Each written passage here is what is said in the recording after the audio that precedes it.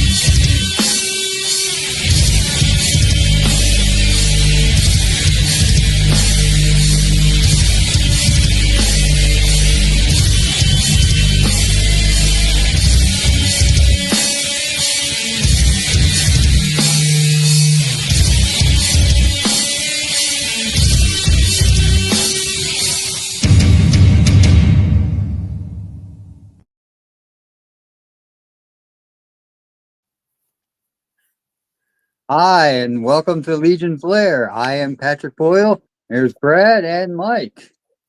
Yes. What is going on? Yes. I am Broder of Bjorngar. And I am Mir Kaspar. Patrick Boyle. This is a long time coming. You should have been on the show eons ago. Yeah. And I apologize for that. We fill up so fast, and I literally filled the season up at Legion's Con this year. Yeah. I'm just happy to finally have made the show. Nice. Oh, thank you. Thanks for being on. Yeah. Yeah. We got some big news, guys. Let's go with the biggie first, because the second piece of news is going to lead straight into something that Pat experienced last weekend. So the big piece of news is Friday at 7 p.m. Eastern Standard Time, the Baether campaign goes up. We have all been waiting for this epic ass dragon, and we're finally getting the campaign. It's a long time coming, and it's finally upon us. I just hope we're all ready. I'm ready, Pat. I am ready. Now, interestingly enough, Thursday, people, be on the lookout for a live stream by Four Horsemen Studios with specifics on the crowdfund that starts Friday at 7 p.m. We don't know a time yet, but Thursday, Four Horsemen's YouTube channel will have that live stream. And we already know the dragon is what, 550? Right. Yeah, 550. Well, and they said that the wing pack, which would be the epic wing pack, and then the fiery breath pack will also be crowd funds, like two smaller crowd funds. And then anything that unlocks beyond that is all free. So I think for the dragon, they said 2,000 units. Yeah. Am I right, guys? Correct. Yeah. 2,000 units. I know that there are also, I think, in part of the stretch goals, figures plural. And I know I've been talking with some of the guys from the studio this past weekend, and just every member was extremely giddy over the weekend. Okay. More so than a normal con giddiness. So they're all pretty excited for this week. Nice. That's kind of cool. That gets me excited. So you're saying that I always like to not get too excited. Mm-hmm. And then, I assume there'd be one, maybe two, but who knows? We'll see. Mm-hmm. One would be fun. We'll see. We'll see what happens. I think this half dozen. I think this is going to be a month of fun.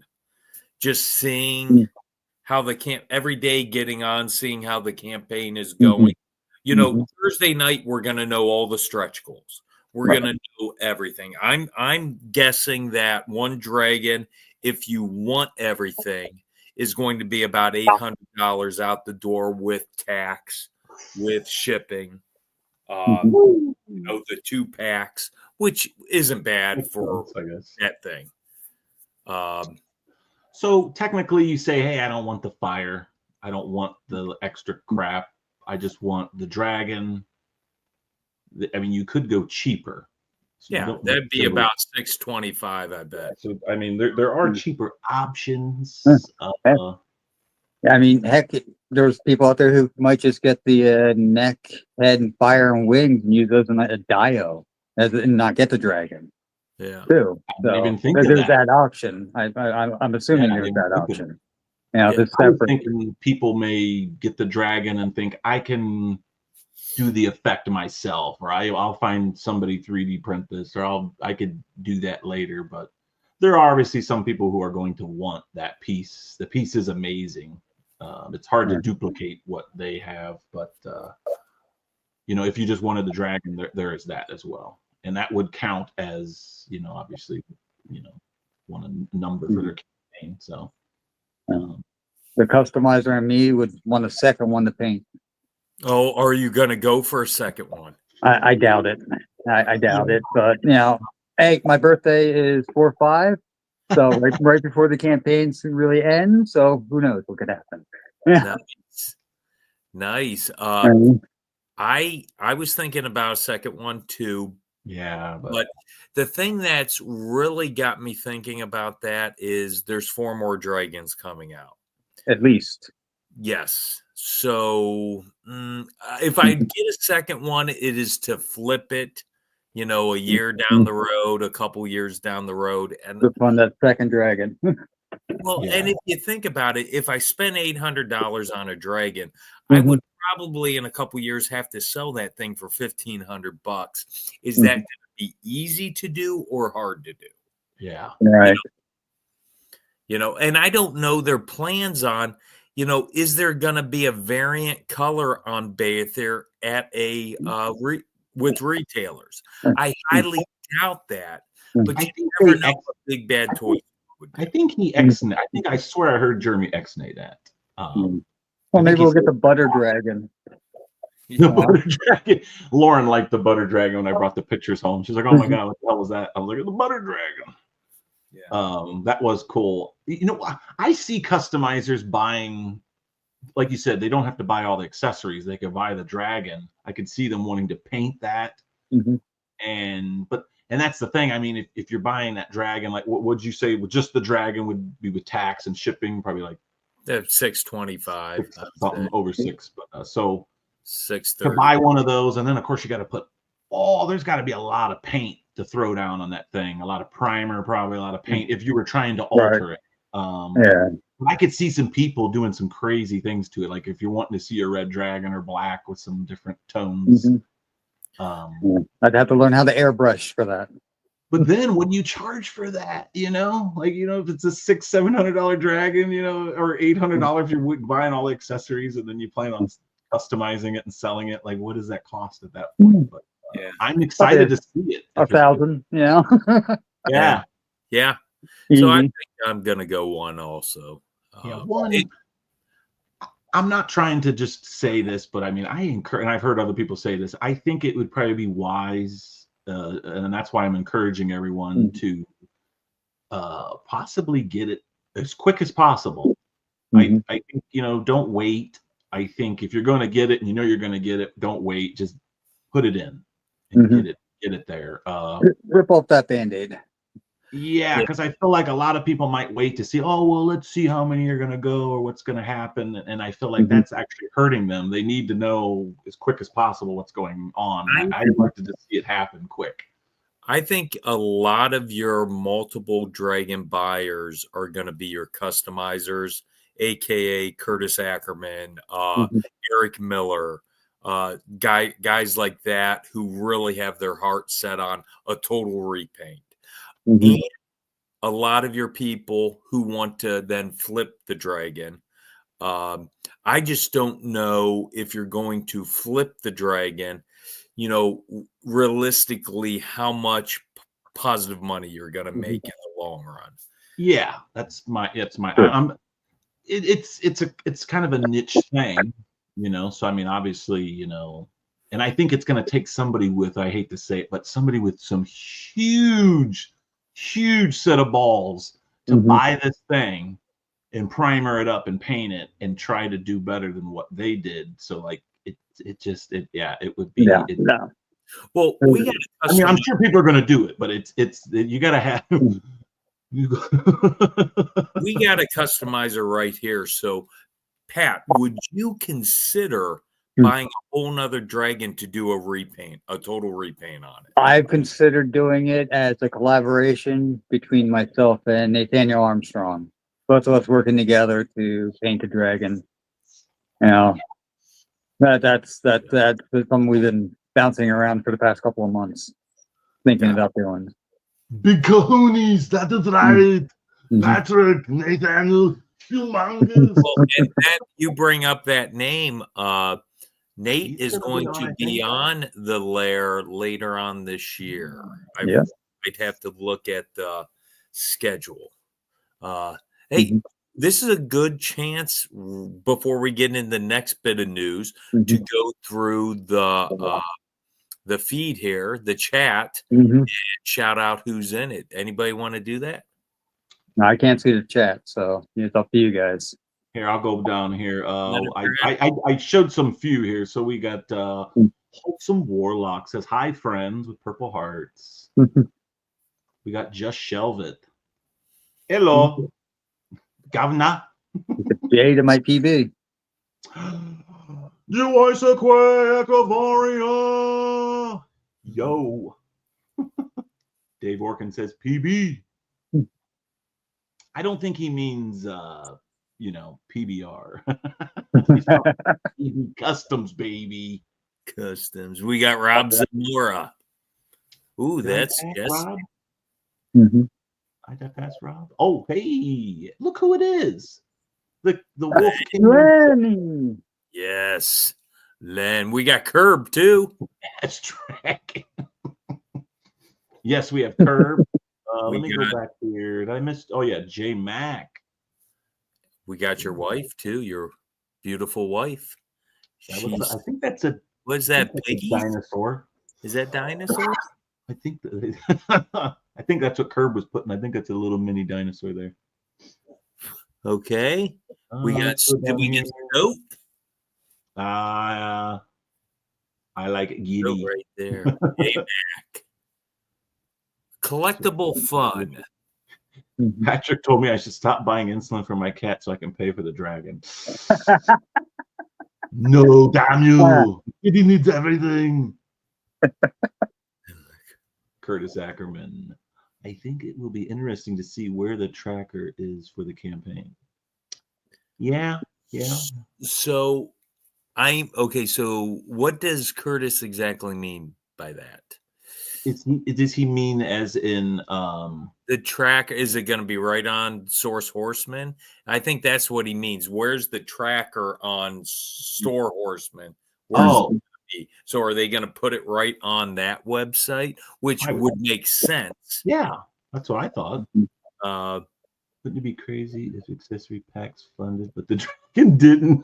Oh, Hedgehog action! Like he's going to buy two. One to rock and one to stock for Hedgehog.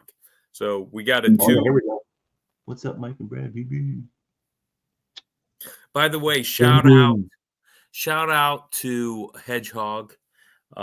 He did a phenomenal job this weekend, keeping people who could not go to ZoloCon in the know with his videos.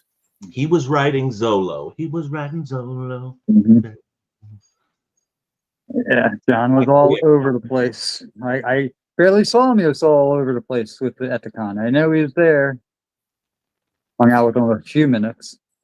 I mean, I guess if you had some money, you could keep one in the box and just throw it over there, somewhere. And I mean, obviously that people did that with Castle Grayskull back in the 80s stuff. So yeah. Which is amazing. I don't know how people did that. We got Jackie McMaster. It's my friend Jackie. Your friend, okay.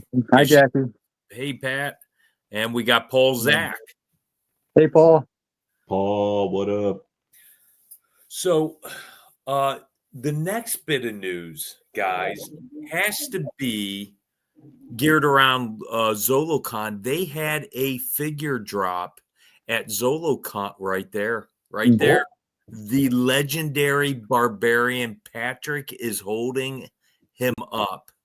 And boy, does this have Frank Verzetta's Conan vibes. Mm-hmm.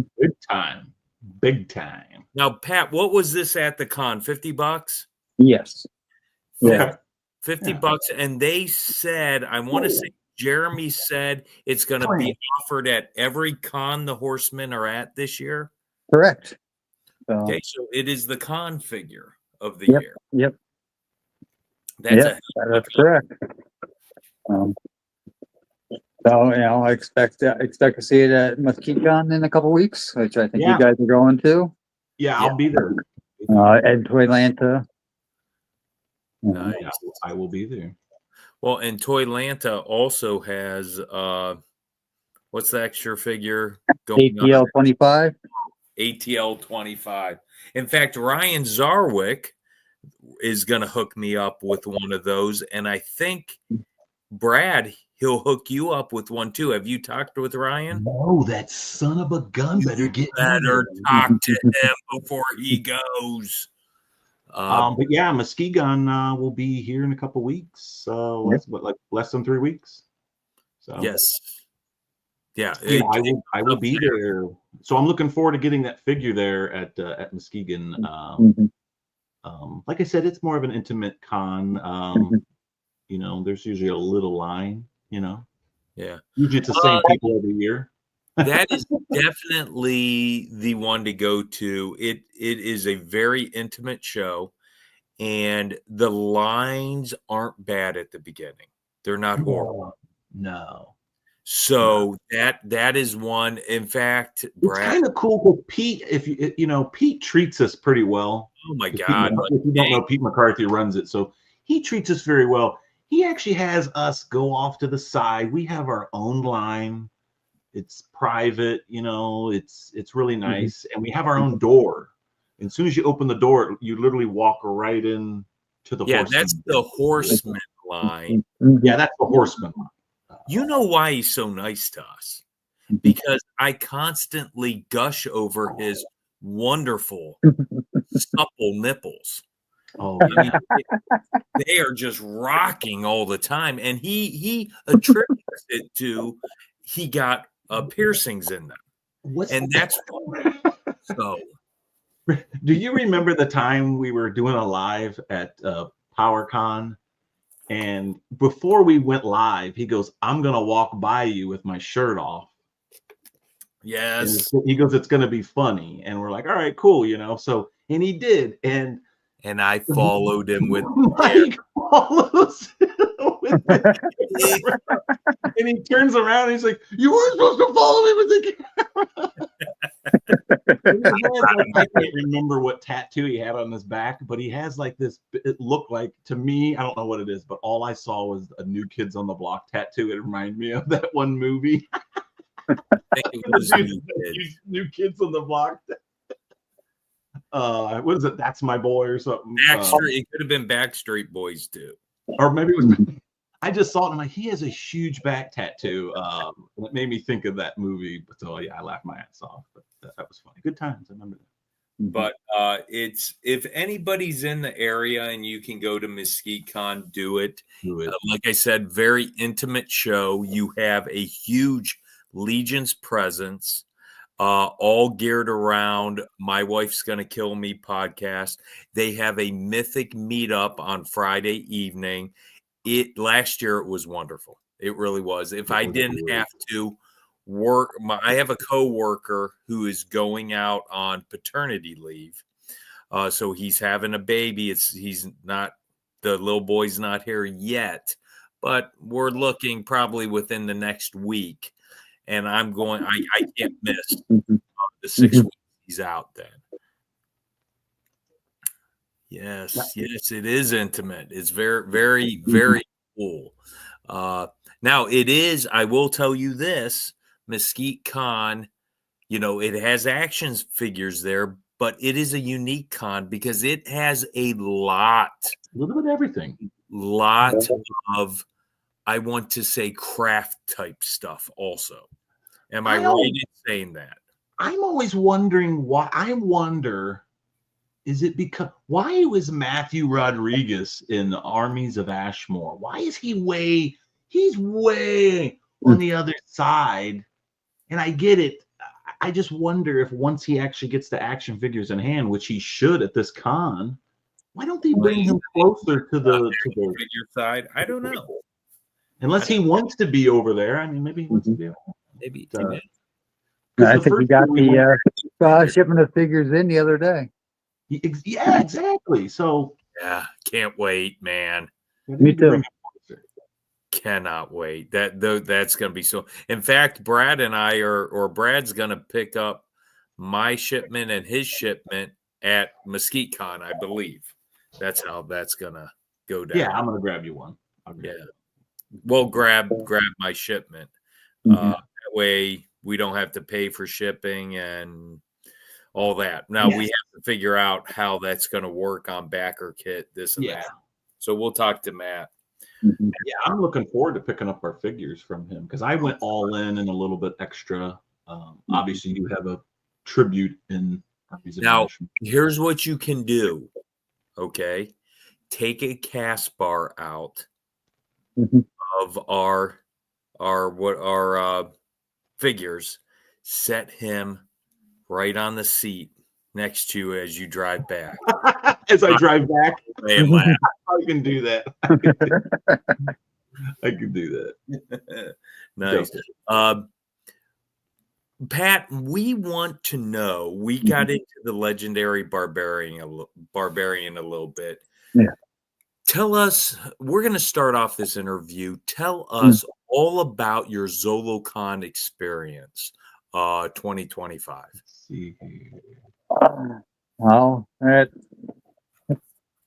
hard to sum up in words. Really, it was really great seeing all my local friends, Len, Cookie, Nate, Anthony Halseal. It was actually a lot of fun hanging out with Dirk and Jordan. And sorry. I actually had a fun little thing that I did. Did you see that picture with the ducks I sent you, Brad? Yes, I will pull that up. Okay. This is a fun thing I did that I had the guys do for me. My wife got me these tiny little ducks. 500 of them. For Valentine's Day, she hid them all around the house and told me to find them all. Oh my gosh. To get my present. My present. Wow. So you had to find 500 ducks in order to get your present? Yep, 505 ducks. Yep, I found them all. That is cool. Whoa. How long did it take you, Pat? It took me about 40 minutes to really search, make sure I got every single one of them. Yeah, dude. Yeah. It took me days. Yeah. So I had the idea. I wanted to get these ducks last year, and I was going to take them and put them all around Legion's Con just for fun. Okay. And I didn't get them, but I mentioned that to my wife after, I was looking for the ducks. And she said, yeah, you should totally do that. So I brought them to ZoloCon and handed them off to, oh man, I just forgot his name. I should not be forgetting Jordan's partner's name in crime here. It's Van Johnson. Van. Sorry, Van. I handed them off to Van and asked him if he would be willing to walk them around the con, just stick them on people's tables, and we put them all throughout the con. All 505 ducks went out into the con. Wow. Nice. Yeah, I see. I had people coming up telling me how much they love the ducks. I had people looking for green ducks, yellow ducks, purple ducks. Kids were having a ball. Like that one picture was taken from Geisaway. G's daughter went hunting and found all those ducks throughout the con. I had Sherry from the studio come looking for ducks. Oh, that's okay. Cool. Yeah. So I have a feeling the ducks are going to be a thing going forward. Oh, yeah. Nice. That was a fun bit from ZoloCon. Yeah, nice. That was cool. It was also very cool to see Eric LeBron flying across the country to come to ZoloCon. Just the experience the con. Yeah. Like I know he had wanted to come last year and didn't, but then he managed to come this year. And then you had Cullen come up to the con. So ducked up, Jordan. Yeah, and that's not a short distance for either Cullen or Eric. Not at all. But yeah, they were thoroughly enjoying it.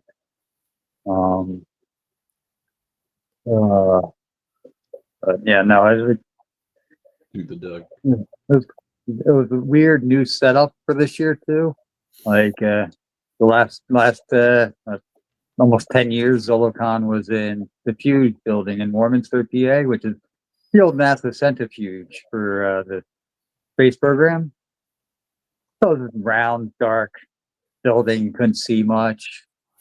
And then all of a sudden, now we're in the basement of a casino, which is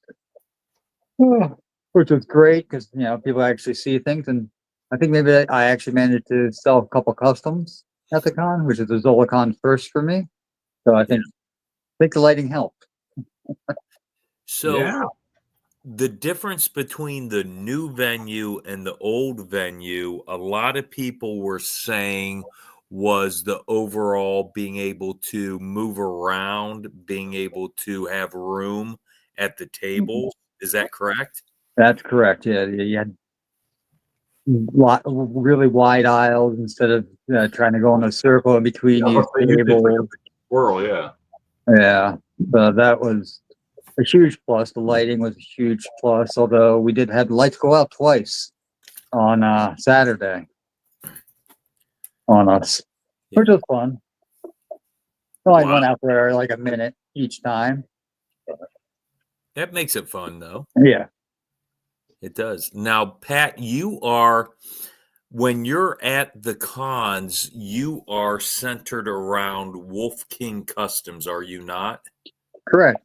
Yeah. So for every con, save a couple of Legions cons, I've been with Wolf King. His very first con, I went there back in 21 and helped run his table right next to the massive line that was going right past us just to get to the Horseman that year. And every con since, just about, I've been helping Len run his table. Yeah. Well, I got to tell you, Len is one of the nicest dudes in this whole, and there's a lot of nice people, but he's one of the stellar, nicest dudes within this community. I got to say, without Len, I probably wouldn't be the customizer I am today. Back in 2020, Len reached out to me and asked me if I wanted to be a paint tester for his new company that he was starting up called Wolf King Customs. And like, sure, I'll give it a try. I'll do whatever you want, see what they're like. That's how I started out with that. And it wasn't for the influx of parts coming in from Len, keeping me sane throughout that year, I probably would have turned to something else and just not painted and be where I am today. Or if you're showing that picture there now, that was a happy accident. I painted that head up last week. I painted that head up last week, and that's there on the legendary. Yeah. Are you kidding me? It matches perfect. Yep. Wow. Happy accident on my part, and I waffled back and forth when I found out whether I would sell it, but I sold it to my friend G right there. He owns the head. You know? Wow. I own that head, damn Yep. you. But luckily, I remember the recipe, so I can repaint it.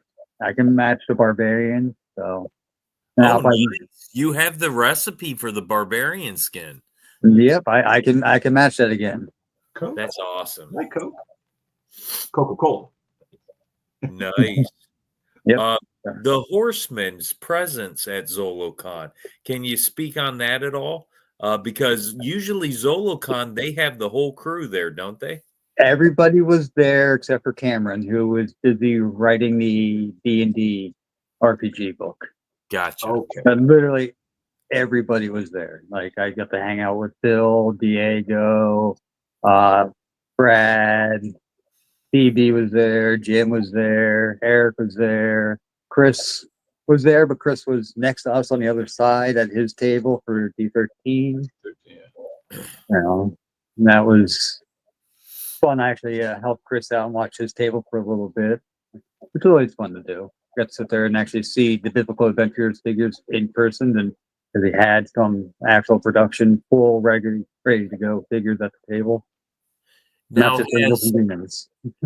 I'm trying to think, has Chris got the figures in hand and out to the public yet, or no? Not all of them. It's still a couple months away. They're finishing up production now on everything, but just waiting for that all to ship on over. Gotcha. Nice. But, yeah. So overall, it was another just successful con. For me, a successful con is not only the action figures, but the community around you. So based on those two factors, it was another successful con, I take it. 1,000%. 1,000% of success. Like I said, everyone at the studio, from what I could tell, were just giddy as schoolboys. You had them hunting around for ducks during the con, which is great. Like you never would expect that. They were all having a blast, but I was so busy I barely got to sit actually talk with Eric like I like to do at the cons and Phoebe. I barely saw Jim. Love Jim. Jim's the man. I also saw some pictures online by Cullen Mm-hmm. of the dragon, really up close pictures that really just got me even more excited for Beathir. I got to tell you, the sculpt on Beathir, the paint work on Beathir is second to none. It is so gorgeous. And the studio not only has hit a home run, but to do it at a $550 price point is mind blowing. Yeah. Very true. I got to see Joe putting that together, and like you see a picture, you even see a picture next to another person. You don't get the sense of scale, even just standing next to it. But when you see a part of the figure in somebody's hands, it kind of blows you away just how big it is. And I kind of wish I had taken a picture of that. I was there watching him put the wings on, get the head and neck just right. Well, there is a photo out there made by one of the community members, and I forget who, that shows the size of the dragon in comparison to Classics Castle Grayskull. Oh, yeah, that's Kirby. G.I. Joe Kirby. Flag. Yeah, Kirby. Kirby, he's been doing a lot of those. Curb do it. Curb's in the chain. Okay.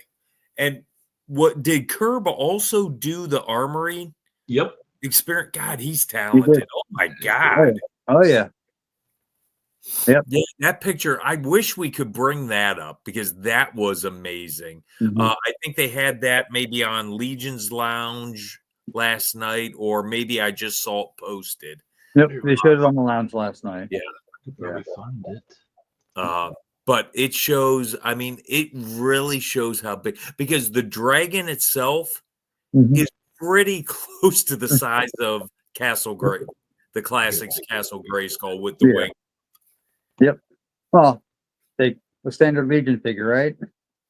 A leg on the dragon here is 4 times the amount of paint. Yeah. Now, Wow. just to give you that kind of idea. So, And we know each paint hit is money. right. This one was hilarious. Yeah. It's accurate. It is accurate. So the dragon, He's small, but you know, it's accurate. So yeah, 70 inches. Like, I mean, with the tail and the fire effect is actually taller than G. I don't know. I think you could take the fire effect off and spread that dragon out a little farther and maybe come close. It just means that like we can save the dragon box and we can then ship G across the country with us, right, to every con, so he's everywhere. You know, save on travel expenses. You know what? I need to give somebody that picture that I have of G where he's got his hands out like this, and then I'm gonna send that picture to Curb and tell him to put that dragon in G's hand. They should have a picture of G riding the dragon. Yeah, let me. I'm sure it's down here. Oh, you're probably talking about this photo, Mike. I think it's the one you're speaking of. Let's see here. Yes. Photo right here. Now look at the dragon. At the classics Castle Grayskull. Look at that. Well, hold on. I'm circling it and you can't see it. So yeah, this right here. Yeah. Oh, so here he is. So here he is with the other. Is that one of those big Disney? I can't forget what they're called. Yeah, I think it's one of those big Disney vinyl things. Yeah. Yeah, those things are like $500. I don't know what they are, but they're They're like $500. What about the mech behind the dragon there? What's that sold by and how much? That's the sail barge from Hasbro. Oh, right here. The top photo right behind the dragon is like a mech. Oh, that's the Sentinel, the Marvel Legends Sentinel and Marvel Legends Galactus. No, I mean right by the Disney thing. There's like a mech. Oh, yeah, I'm not sure what that is. Okay. Looks like it says it's 21 inches tall or something. But yeah, it does look like a Warhammer type of suit or something. To put this in perspective, guys, Tiamat there, how much do we know how much he sold for? 300. How much? 300. 300, and he has, to my knowledge, like maybe 7 points of articulation. 10 articulation. It's basically a giant Funko Pop. 5 in comparison. Wow. So that leads me to believe 550 for Bayether is a steal. Oh yeah. Now, before Patrick got on, me and Mike were talking, and I said I'll try to bring this up during the show, and this is a great time. But you were just talking about Castle Grayskull, and so how much was Castle Grayskull? I think $250 when it came out in what 2013. Or it was that cheap? Yeah. Yeah, it wasn't much. Really? Okay. Well, never mind. For some reason, I was thinking it was more money. I don't know why. Mountain was like 600, and it came out in what 2020. 2020, yeah, I think. Yeah.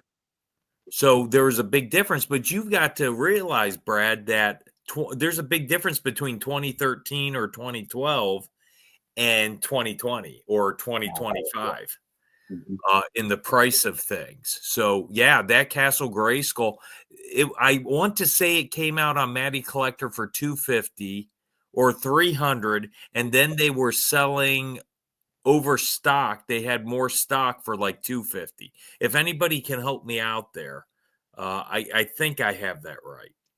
Huh. So yeah, it was a good price. Yeah, maybe that's why I got confused. I thought Snake Mountain was like 6 or 7, so I just assumed Castle Grayskull was. No, well, it's the difference in time frame. Gotcha. And Oh, yeah. Snake Mountain is bigger, but not by a ton. I can't believe how big that Cat's lair is. Holy shit! Cat Slayer is pretty big. I got to see that. That was at PowerCon. They had that on display. Yeah, that thing is humongo. But Pat, we want to go way back now. And I presume way back. It might not be very far back, but what got you specifically into adult action figure collecting? Oh, I kind of never stopped, but then I did stop. Like I collected up until around 2003.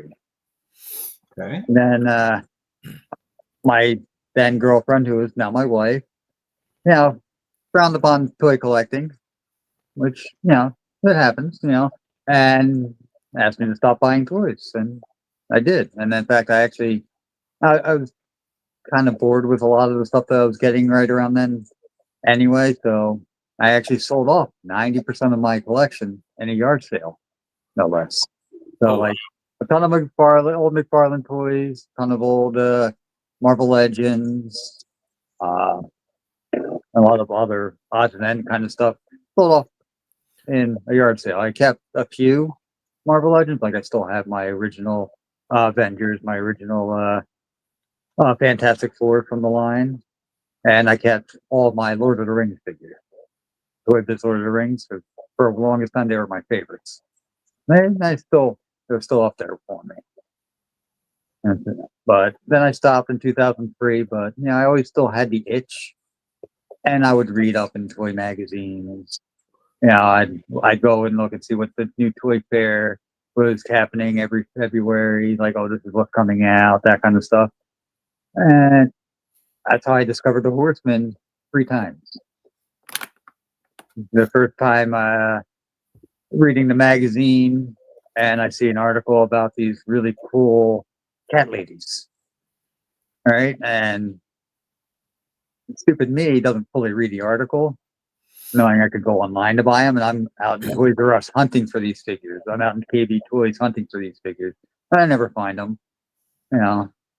Then a few years later, I go onto the Toy Arc, and I see the Ravens Kickstarter. Oh, Gothotropolis. Yep. Yeah. I clicked the link. I love it. I missed the Kickstarter by hours. Ooh. I missed it by hours. I missed every opportunity to get the birds through, their Store Horseman website, in-stock sales, just by mere minutes or days every time. Birds, I love them. I still want them. I only own a few. Fast forward another couple of years, and I found the Mythic Legion 6 days into the Kickstarter. Oh, wow. So 6 you days. are an OG. Perfect. OG, yep. And I clicked on the link, saw the Skeleton Legion builder first. I was like, that is very cool. Kept going down, saw Sword. Oh man, I have to have this. It looks great. The dwarf, the axe is a bit goofy, but okay, I can deal with that. Give him a different weapon, Keep going down. I see Tibius in his original glory, without the war paint, without the cape, slimmed down, that silver rusty armor. I clicked back. I backed him right then and there, and I added him, Sword, Asterion, Otho into my initial Kickstarter, and I haven't looked back.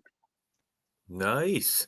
So you only got a select few with the initial Kickstarter. Right. I think I ended up with 8 in the initial Kickstarter. It was quite a few, was it like 27 or something figures at first round? Yeah, something like that. 27. and I'm only missing one in my collection from that first wave. Oh, That's- nice. that's- Which one is it? Urzok. Urzok. Oh no, I'm missing two. I don't have Urku either. So I'm missing the two. I'm missing the two orcs. The two Okay. orcs. Yeah. Well, Okay. Urzok will be coming out with a version 2. And so, Eventually. Yeah. Mhm. now, Pat, what happened between 2003 and 2014? You know, when you started picking up Mythic Legions now with your wife, okay, because she wanted you to get out of it. So I take it between that time, she softened up and saw how important it was to you. Nope. No, I just decided, you know, I'm going to do it. I did it for me. You know, I took the time, spent the time with her over all these years. In fact, I mean, we were dating, we were together. We didn't get married until 6 years ago now. So we got married in 2019. So, Gotcha. like, we built life together before that and showed her, you know, hey, I can buy the toys and still take care of us. So she doesn't have a problem with it. Perfect. Nice. Wait a minute. I got married in 2019. Oh my Yeah. God. You guys both We got married in June 2019. May 25th. Okay. Yeah. A month later, May Yeah. 28th, June 28th. Nice. Nice. Gosh. And I've never been married, never will. Oh, Michael, you're a smart man. Yeah. Me and Brad are the lucky ones to have somebody that can That's Big Greg deal with beats us my with head. No, I have nothing against marriage whatsoever. Not for me. Never will be. I will not indulge in that institution whatsoever. But for you people who are, more power to you, and I wish all of you guys the best. Now, going into you got into Mythic Legions, Pat. You got into the Four Horsemen line. You're known in this community for your customizing. You really are. You're one of the really, really outstanding customizers in the community. What started this creative outlook for you? You had mentioned Len had a big, big part of that. He did have a big part in that. I back in 2002, I tried customizing a Gandalf Lord of the Rings figure, into a Radagast Brown figure. It came out terrible. It just looked like Gandalf the Brown, you know, or Gandalf the Turd. That's what I like to call him. And you know, I still have him. He was a constant reminder of what I was and how to never doubt myself, because I doubted myself for years after. Like, yeah, I can't do this. I can't customize. I see all these guys putting out these wonderful customs, but I had the itch.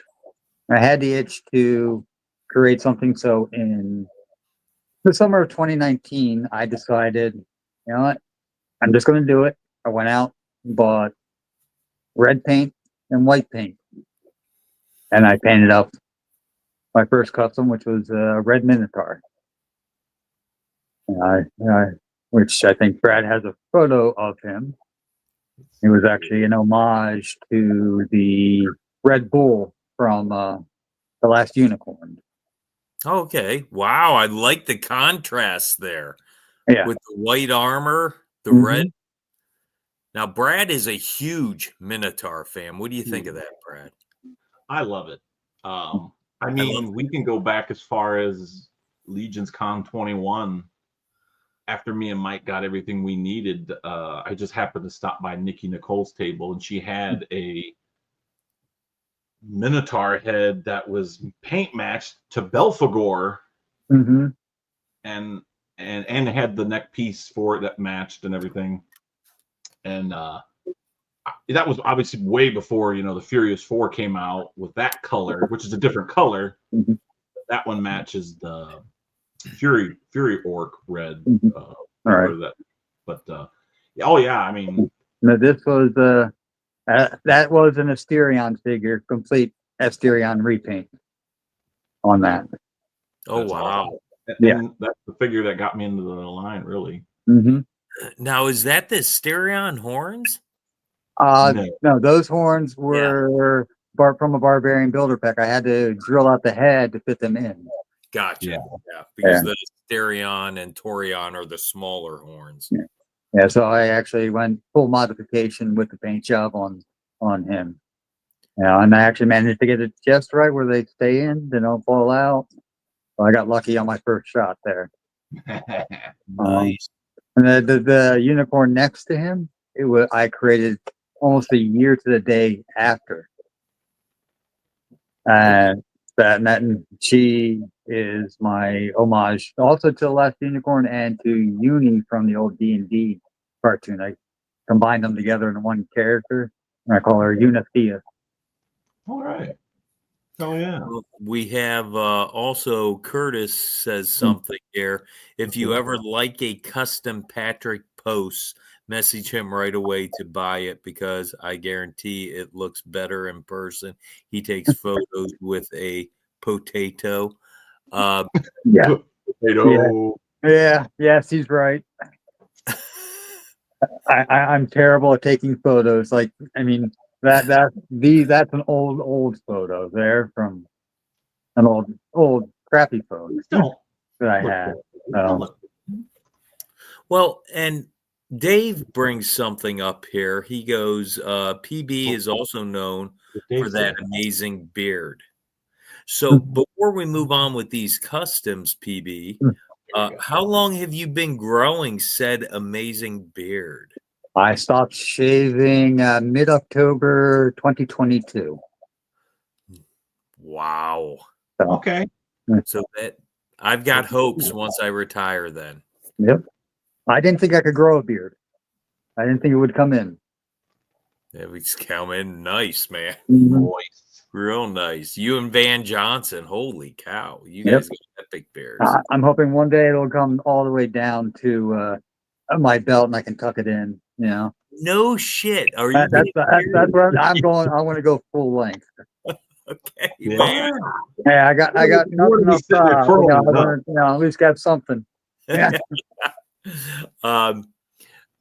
What we got some pictures here that Brad's bringing up. Can you on each picture tell us a little bit about each custom? Okay. Well, this here is actually I painted that head to match the Gold Knight Legion builder and sold it to. I've been selling them all last year, and I sold this one at Legion's at Zolocon to my friend Danny. And yesterday he posted a picture of it on Sir Gideon, and I was amazed at just how great it looked on Gideon. Yeah. I didn't even think that it would look anywhere near as good on Gideon when I painted it. And he's overjoyed with that. So it's like the fact that he loved it so much to actually use it on a figure and post the pictures, kind of why I do what I do, why I even try to sell stuff to people. It's just because I just want to make them happy. And it looks like somebody, this one here, that one, like that particular one right there is another example. I painted that pink elephant last year, intending to try and sell it at Legion's Con. He didn't sell it. The AS body. Yep, that's on the IS body there. And I matched the head mostly to the body with the gray, and then just layered pinks over top of it, so it looks like he's got just the pink markings over the gray, and then went super detailed on the paint on the little armor bits to make it a little less like armor, more like just ornate attachments to him to make a monk. Yeah. All right. I think I like it. Yeah, and I had it available for sale, and what I always tell people when I found for myself, if it doesn't sell to somebody, it it might sell to somebody else. Everybody has that one piece when they see it, they have to have it. And you guys have seen that, like the Red Minotaur head from Nikki.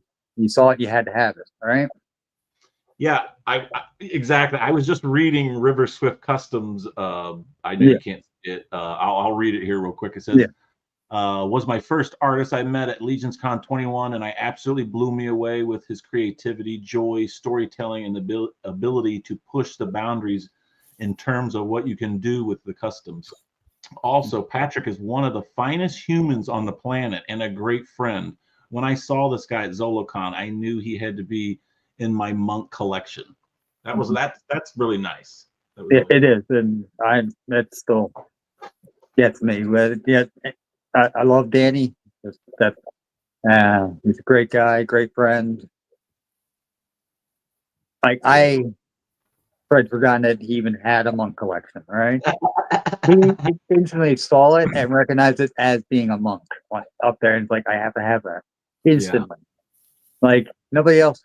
Wait, what's that? They ask what it is. They don't and instantly click with them. So like everything has its place and the right person it's going to go to. Well, You know? Legion Con 21, that has special heart for me and Mike, because that was like the beginning for us, really. Yep. Yeah, the Poxus wave. Mm-hmm. G-Con. Yeah, it's crazy to think that. Ooh, the Pink Panther. Yeah, one of my all-time favorite customs that I've done. Wow, and it's one I bring to almost every convention, and almost everybody tells me, "Can I buy that? Can I buy that?" And I always tell them no. No. But recently, I had somebody reach out to me and ask me if they can buy it, and I was like, "No, but I'll make you one." So I'm making one There for you somebody. go. I'm going to say that is probably also what you tell people when they ask about the pirate scaphoid. I sold the first one I did. No kidding. I did sell that. In fact, That was cool. you know the guy Chris who does all the Battle Beast customs. That was epic. He's the guy that does all those Battle Beast customs. Is the guy who bought it from me. Yeah. So it's like my custom work helped inspire him to get into doing the customizing, and now he's turning out all these amazing customs. Isn't it that amazing how that works? It's all part of why we do what we do. Yeah. You know? Inspiration comes from so many different places, so many different people. When it comes, I did a Friday night faction fight. I've been doing them on Fridays, but 2 weeks ago I had Kauros go up against Purplor, and Purplor, I was actually surprised. I thought Kauros would win, and Purplor kicked some major ass. No kidding. I think Purpler would win that fight because might versus magic. Magic usually trumps might. Yeah, so that was I mean, obviously, reading the bios, yeah, and that's what I try to go by and not be biased. Mm-hmm.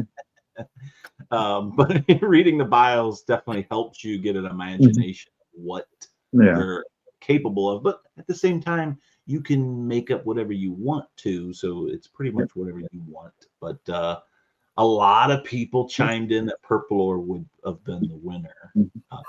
I think this week I had Dubon and Valak. That's a tough one. Alex gonna beat his ass. No. See, Dubon is a member of the flock and therefore a vampire hunter, vampire slayer. He has an edge. It's what every member of the flock is. I thought I don't know. I'm always biased against I think the heroes, so that's why they're on the top shelf and the evils on the bottom. But that's just that's just where I'm at. They say that the evil characters are more interesting to look at. They are. They are to an extent, yes. Yeah. You're very true on that. Hard to beat Purple. Hard to beat Purple. I like that. Here, let me go to the other picture here. Maybe make sure I'm going in the right direction. Okay, here we go. Ah. So this showcases a fun little collaboration project I've done with Wolf King Customs and Jesse Arnold. Okay, well, that makes sense. Yeah. A few months ago, Curtis Ackerman casually kept mentioning me and Jesse as PB and J. All right, and it got me thinking, yeah, maybe I can do a PB and J collaboration with Jesse and see if I can get Len on board with getting some sculpts ready. Hey, Steph. And we came up with my first idea was I'm thinking PB and J. My mind goes PB and J, peanut butter, nuts, squirrels. So we wound up making squirrel heads and a tail, and he's actually going to have a squirrel. He's going to have a peanut hammer. Oh wow! So, yeah. One head has an acorn helmet. The other, unhelmeted. Okay, so that's what that is. That's the top of an acorn. Yeah, I think I sent another picture that shows from more of a side view of them. Hold on. There's that's old Chico. Did I go the wrong way? Oh, there we go. So you can see that's me and Jesse's customs together at Zolocon this past weekend. Oh wow! And you can see the unpainted heads off here to the side. Look at the unhelmeted head at his feet. Dude, this one here is awesome. Jesse killed it with the more natural look for. Oh my God! The peanut hammer. That's freaking great. Yep. I also asked Jesse to bring. Jesse sold his heads at the con to Danny, who's a big squirrel nut. So I asked him to bring mine to Muskegon with him when he comes out there with Wolf King. So you guys have a chance to actually see my squirrels in person. So you will be at Muskegon. Jesse will be. I won't be. But my cousins will be there. My squirrel cousins will be there. I was about to say that'll be awesome. Yeah, so it'll be what, Jesse and Curtis? Jesse and Curtis together, yeah. Okay, gotcha. Yeah. Awesome. Wow. Dude, those are beautiful. A lot of imagination there. Mm-hmm. Yep. Yeah, I came up with the idea. Jesse sketched it out, and we had Mass Customs sculpt them. Well, then they're gonna be. Yep. Yeah, it's really great detail on the helmet. Yeah, those are really it's kind of snug, but it's like perfect on the head. Yeah, it's not for the sculpt, and like it actually belongs there for it's pretty great. Really good, really good. And the tail plugs perfectly into the boom boom hole too. And I see that you got the tail over here. Yep. It looks similar. It looks like a fatter version of the foxtails. Pretty much. Gotcha. Yep. Okay. For the kitsu. The kitsune. Yep. Kitsune, the kitsunes. Which is also sculpted by Mass Custom, so he knows his. Okay, there you go. So okay. We got the critter master to sculpt these for us. Yeah, he does it really good. So we debuted that at. Exactly, Curtis. I love it when it plugs into the boom boom. But he loves it when it plugs into the boom. Yeah, we debuted it at Zolocon. We had a couple sets there; they all sold out. So I'm very happy that people dig the my crazy idea. That's awesome. Yeah.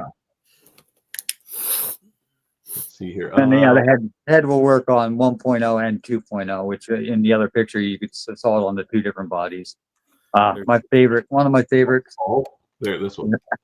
That's one of my favorite sculpts by Emma Wickman, the female cat head. Yeah. And that's my cougar Catwoman. I like it. Nice. She's got, I think it's mostly the barbarian, the female barbarian, with a rubber overlay piece from a WWE figure for the Oh, father's really? on her. Oh, okay. Real? Okay, yeah, I see that now. I can see it. Mhm. And And I it's took perfect the, because you just see yeah, the part of the mythic part. yep, popping out, yeah, Yep. So you know that's a mythic part, just just yeah, by just looking at it. yeah. Now those mythic parts look similar to Mike, don't you think? Those look like Broder's. Oh, Broder's got those same little swirls on his. Broders I are believe. 10 times as epic. Well, they Tell you should something, be. Brad. Birders are bigger. Yeah, they Yeah. should be. It's a 1.0 body. Come on. It's And let me tell you something. I was looking at your tits today. Okay? You're looking at was. the brother titties. I was looking at the Sons of the Rising Suns wave, Okay. and I was looking at your tits. Yeah. You're beautiful, beautiful titty pole. Excellent tits, man. And I'm telling you what, if you kind of put your finger over the nipple part, Mhm. those are some beautiful pauldrons, dude. Oh, They yeah. really are cool. I'm wondering if, like, if you look on the Sir Dalric pauldrons, like you get the little part that pops out. I wonder if they pop out. It can be swapped around.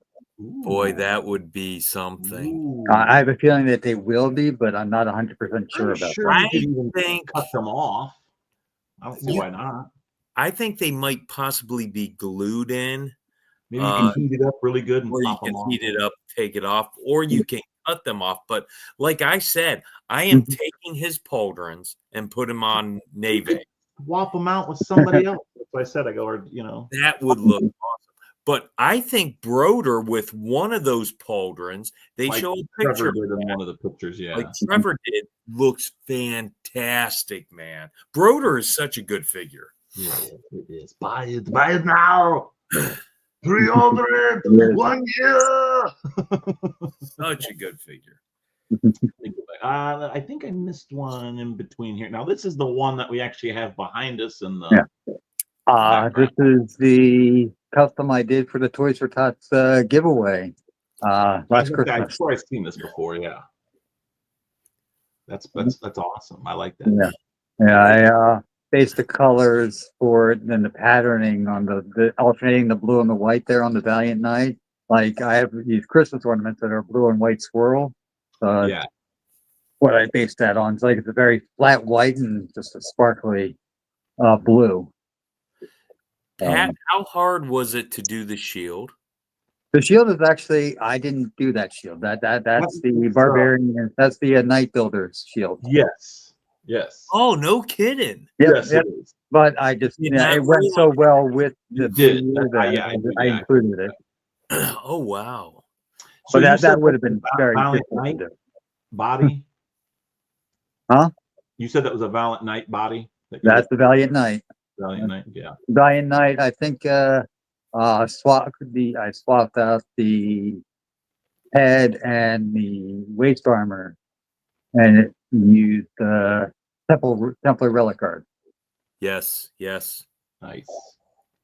Where did you come up with your logo design? Who came up with that for you? That was actually a gift to me. I'd never even considered having a logo. Okay. Len and Anthony designed it Nice. and gifted it to me. And you mean Anthony as Anthony Hassel? Anthony Halseal, yeah. Oh my God, two great guys, but they did a wonderful job with that logo. They did, because I mean it's simple to the point. It's all right there. It's got the paintbrushes. I mean it really is perfect. Yeah, they designed it because like back in 2020, every custom I put out, I also wrote a full bio for it.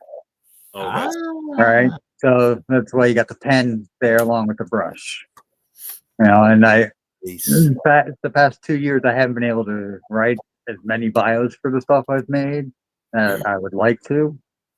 But yeah, the itch to write stuff for each character I make.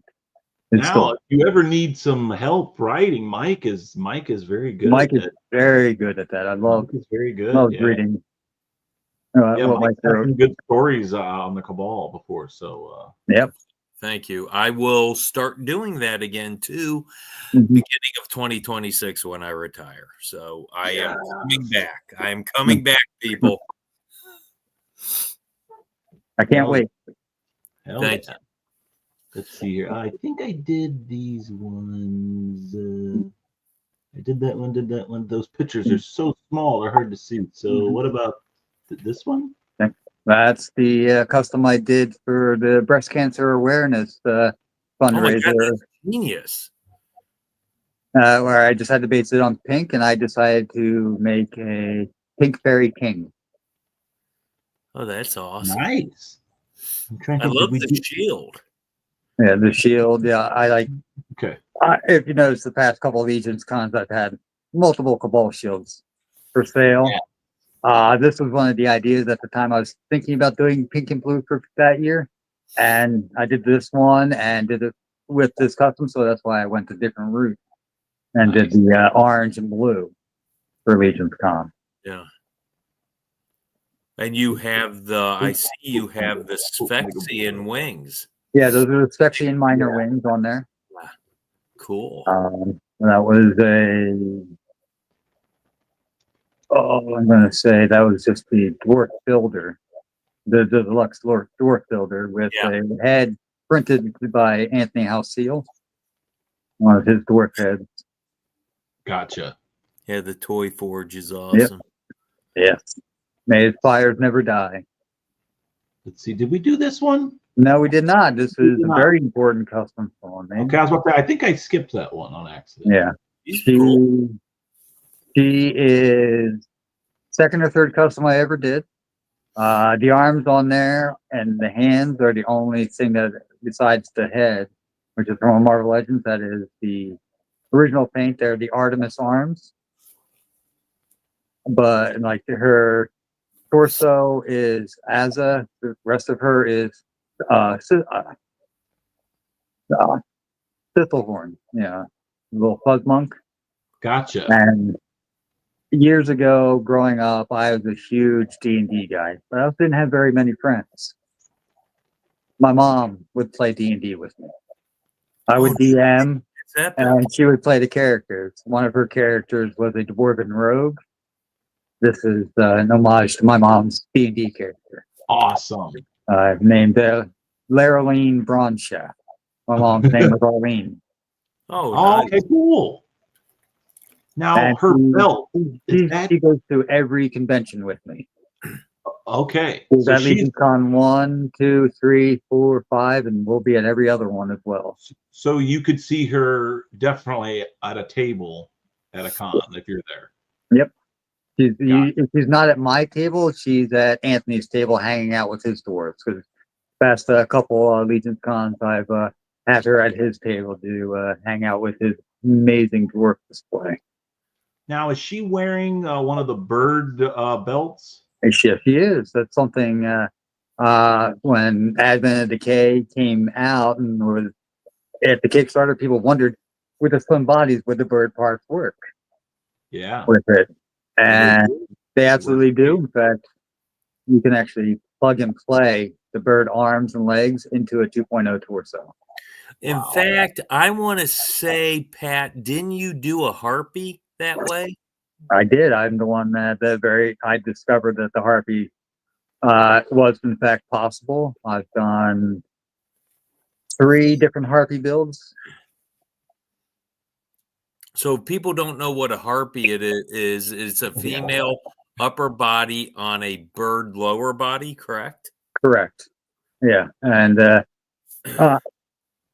I discovered that, I was lucky enough to get a test shot of one of my favorite characters. I will let him remain nameless until we get to that part because he's number 2.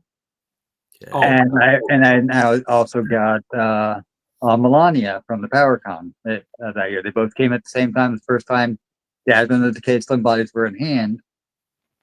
Popped them apart, popped the bird legs right on both of them, and they fit perfectly. I showed them off in the Cabal. Jeremy ran with the idea And I actually asked him, "Hey, could you mind showing these off in the old forum for me? Because I couldn't get pictures to post for the life of me." And people were making Harpy customs left and right when they came in, and they're testing stuff out. Oh, the arms fit into, and it's actually one of my dreams is to have actual Harpies in the line. Oh, so that's actually one of the questions. Oh, yes, so it is. Well, we'll go over it again. But yeah. So, but I enjoy taking apart everything. Something from my being a kid. Like I would take apart a toaster to see how it worked. All right. So with Mystic Legion figures, I take it all apart and see what can I put in what hole. Like did you know like the Minotaur horns fit the pauldron holes? Did you know that the shield peg can fit into the 2.0 neck hole? So if you're short of neck, grab a neck Yes, or like I a did know custom that. head. You can put the shield peg in there and put a 3D head on top of it. Okay. Yeah, I did know that. I broke I broke the turkey lady's neck peg. Right. And I pulled it out because their neck peg's the 2.0 neck peg is different. So I snapped it off in there. So I pulled it out, got the piece I broke off in there, but I realized the little clear piece that's for the cosmic belts fit perfectly in there. Yep. So I just glued that piece on the bottom of the neck peg. I drilled it out and fit it back in there. Look at you, Brad. There you go. Carlo goes, customizing. And I go, I just happened to just figure that out. I was like, see, that's a clear piece there will fit in her neck. I'll glue it. It did. So, well, that's awesome. Yeah, it's cool to know stuff. You remind me of my brother. My brother was like that. He was the one taking our GI Joes apart and being like, I did that too. These O-rings work. Let's figure this out. Yeah, I still have in the box in my attic tons of GI Joes that are all swapped together. Yeah, weird combinations. Yeah, but as a kid, I watched my brother do it. I'm like, you're ruining them. But I'm also the kid that gave full state funerals to my Joes when they died and buried them. Much to my mom's horror. Not only did I like my Joe headquarters, I smashed on the ground because it got blown up by Cobra. She wasn't happy with me. Scarlet and Duke are buried in my childhood home's lawn somewhere.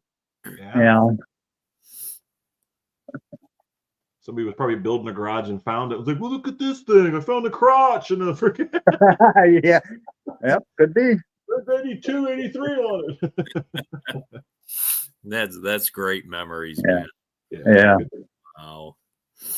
Well, Hasbro made enough of them, so there are plenty out there. So I hate to ask this question, but I'm going to ask it anyway. What is one of your favorite customs of all time? Well, you're looking right at her right there, right? Okay. She's will be number one in my heart. I always say though, like she came out great, and I wouldn't change her for life of me. But I take her to all these shows; she's getting a little beat up, so I do actually need to pull her out and actually touch her up. I don't feel anything because I noticed when I tried to seal stuff, it changes the colors. It just changes the overall look and feel of what you're trying for. I see. Gotcha. I think but she's up there with number one. My skeleton pirate is up there.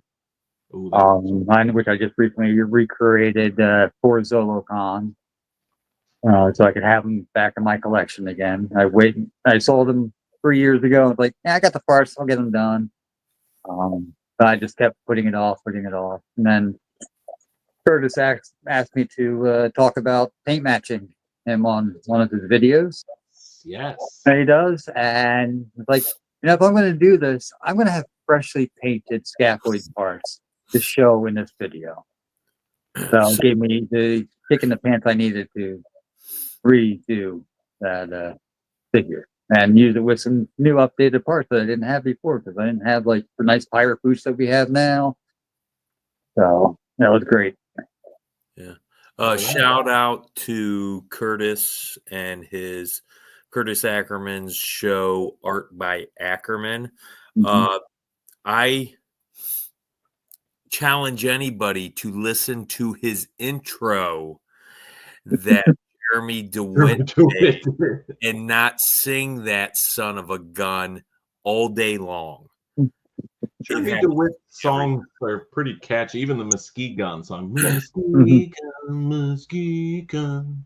So my understanding then, Pat, you're going to be on one of the shows then, correct? The Art by Ackerman? It's already aired. It was. It's already aired. Okay. And yeah, I will be back again talking about wood at some point. We just haven't figured out when yet. Okay. Got wood. I think that's why they were saying earlier in the comments something about wood. That's probably one of my favorite things to paint is wood. Yeah, wood effects on like painting the spears and the bows wood. You did. You guys can see those at Legion's Con. Yeah, you did gift me a spear, a wooden spear at Legion. Yeah. Yep. Yeah. I got off of Pat a not a telescope, a pair. Got what? Oh, you got the telescope. Telescope, yes. Yeah, that was the pirate scope. Yep. And it was phenomenal.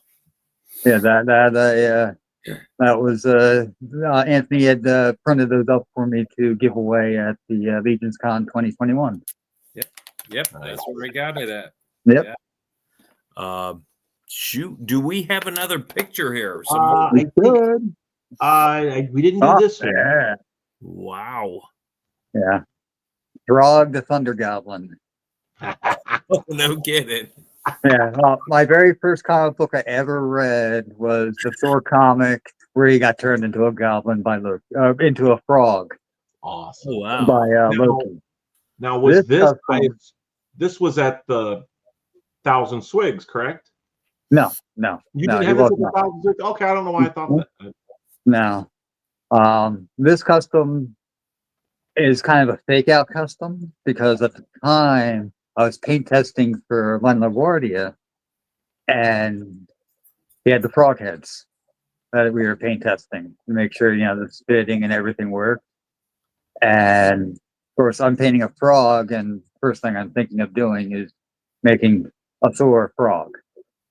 So this version eventually got shown off with the frog head on it. Boy, that's beautiful. Yeah. Like, he's another favorite of mine. I've actually made two of him. He's still in my collection, the original. I sold the second one I did at the Legion's Con 2022. But that is just a repainted Wick figure with Ilgar wings there with the 3D printed hammer from Len that he never actually put on his site, but he'll occasionally print some up and give away. Okay. Gotcha. Nice. No, that's beautiful. I like it. So this is something that's for sale? I've sold one done by him, and with the Goblin pack that's coming out with Ashes of Agbender, that head is in there, so I'm going to make a couple more. Cool. At least one more just to do another one. And I really need to do a Loki version at some point. Just got to figure out which Goblin I want to do. And it'll probably be a Frost Goblin since he's a Frost Giant, at least half Frost Giant in the comics. So I can have a Thor and a Loki together on my shelf, and maybe I'll make a 2-pack for Legion's Con one of these years. Oh yeah. Did we do this figure? We didn't really talk about him, but we were talking about picture with the other ones. Right. He was with the squirrels. Yeah, in that other shot. So I take it he's a tree figure. He is. Yeah, that was this year at Wolf King Customs. Len and Emil are doing what they're calling the 12 and 25, where in middle of the month, Len chooses a figure that as a retailer he has that he can sell, and asked Emil, "Hey, Emil, this is the figure. Make me a sculpt for it." And then the last Friday of the month, they put up a bundle with that sculpt and that figure for sale, wolfkingcustoms.com. This That month, is a great program. this is this month's sculpt here, which when I saw it, I went looking up Swedish trees just to see if there was like some kind of maybe something in it and had inspired Emil. And I came up the oldest tree in the world is in Sweden, and it's called Old Chico. Oh, Chico. So I dubbed it Old Chico, and to Len. And when Len, was revealing it, he tells Emil the story, and Emil's like, "I've never seen El Chico. What is Old Chico?" Yeah, because he had no idea about the oldest tree in the world in his own country, right? He thought it was hilarious, and the name stuck. So that's the Old Chico sculpt by Emil for February. Oh, And yeah. that went live just before Legion's Con. And I was lucky enough because one knows how much I love to paint wood to send it to me early so I could paint it up, and actually had it at ZoloCon. Looks beautiful, man. It was a lot of fun to paint. So, Pat, I'm Wolf King Customs. Len is having a figure come out every month. Yep. Or he's having a head sculpt done by Emil every month, and he's putting it with a new figure body. If you buy the figure, you get the head sculpt free, correct? Correct, yes. Yeah, Gee, doing a little bundle. Yep. Yeah. And like in January, he did one with Dubon. I haven't decided March yet, but they'll probably be within the next week or so. Now, we got some of the legendary barbarians here with the different hair colors. Yeah. I want to ask you real quick, Pat, about the ZoloCon exclusive, which is the Scare Glow type figure, the Headhunter from the Beast. I'm sorry, I forget the line, but the Warrior Beast. Warriors. Yeah. What was your thoughts on that? And Brad and I have one coming in the mail at some point. Yes, we do. He's super cool. I have two. I'm going to use one for custom bits for sure, but no, I really dug the whole Scared Glow kind of vibe going on with him, and the pristine white boots against that dark gray body. Is really, really fantastic. And the cool part is he comes with a white cape, right? White cloak that you could easily pair with your Sir Elijah figure, who doesn't have cloak. Yeah. Right? So it would be really cool to stick that on a Templar figure. Yeah, there he is. I just happen to have him laying around. Yep. Yeah, you need to pop the skull head in there, Brad. Oh yeah, I figured that. Take that, Joe Russo. I thought I would, but man, that is a great sculpt too. It is a fantastic sculpt. When it came that way, and I'm like, and I think I'm just gonna leave it in here for like this. I'm going to leave one like that in my collection, but the other two I have will be skulls. But the skulls were cool, definitely. Yeah. Mike, I think I lost this already. We don't even have to ask those questions, but nice. Yeah. And then there was the you had this one before the hot seat. Mm-hmm. That's my favorite look for the legendary right there, the black hair with the axe and the shield. A few more weeks and I'll have mine, so it's all right. Yep. I can wait. Patience is key in this line. You're gonna love it. His boots are the Broder boots and feet. That is they are the feet that you got in the dwarf on the dwarf feet from the Legion's Con 2-pack. Those are those. The knee is the Atlas knee. Okay. So now you got it in both, but this is the only first. Well, this and the Headhunter have the flesh knees there. We only saw one at during the reveal on Atlas for that, which is a nice touch. Yeah. God, it just screams Frank Frazetta. Oh yeah. Wow. Oh yeah. The metal armbands, which do come off. They're on the wristbands, which are very cool to get those on somebody other than Anubis. Well, that forearm is basically the Atlas forearm, Atlas 2.0. Yep. Yes, the same one that was used with Anubis and Gaspar. Gotcha. Cool. Yep. In fact, it's got the hinge neck peg like the new figures have. The little nip, yeah. It's the updated.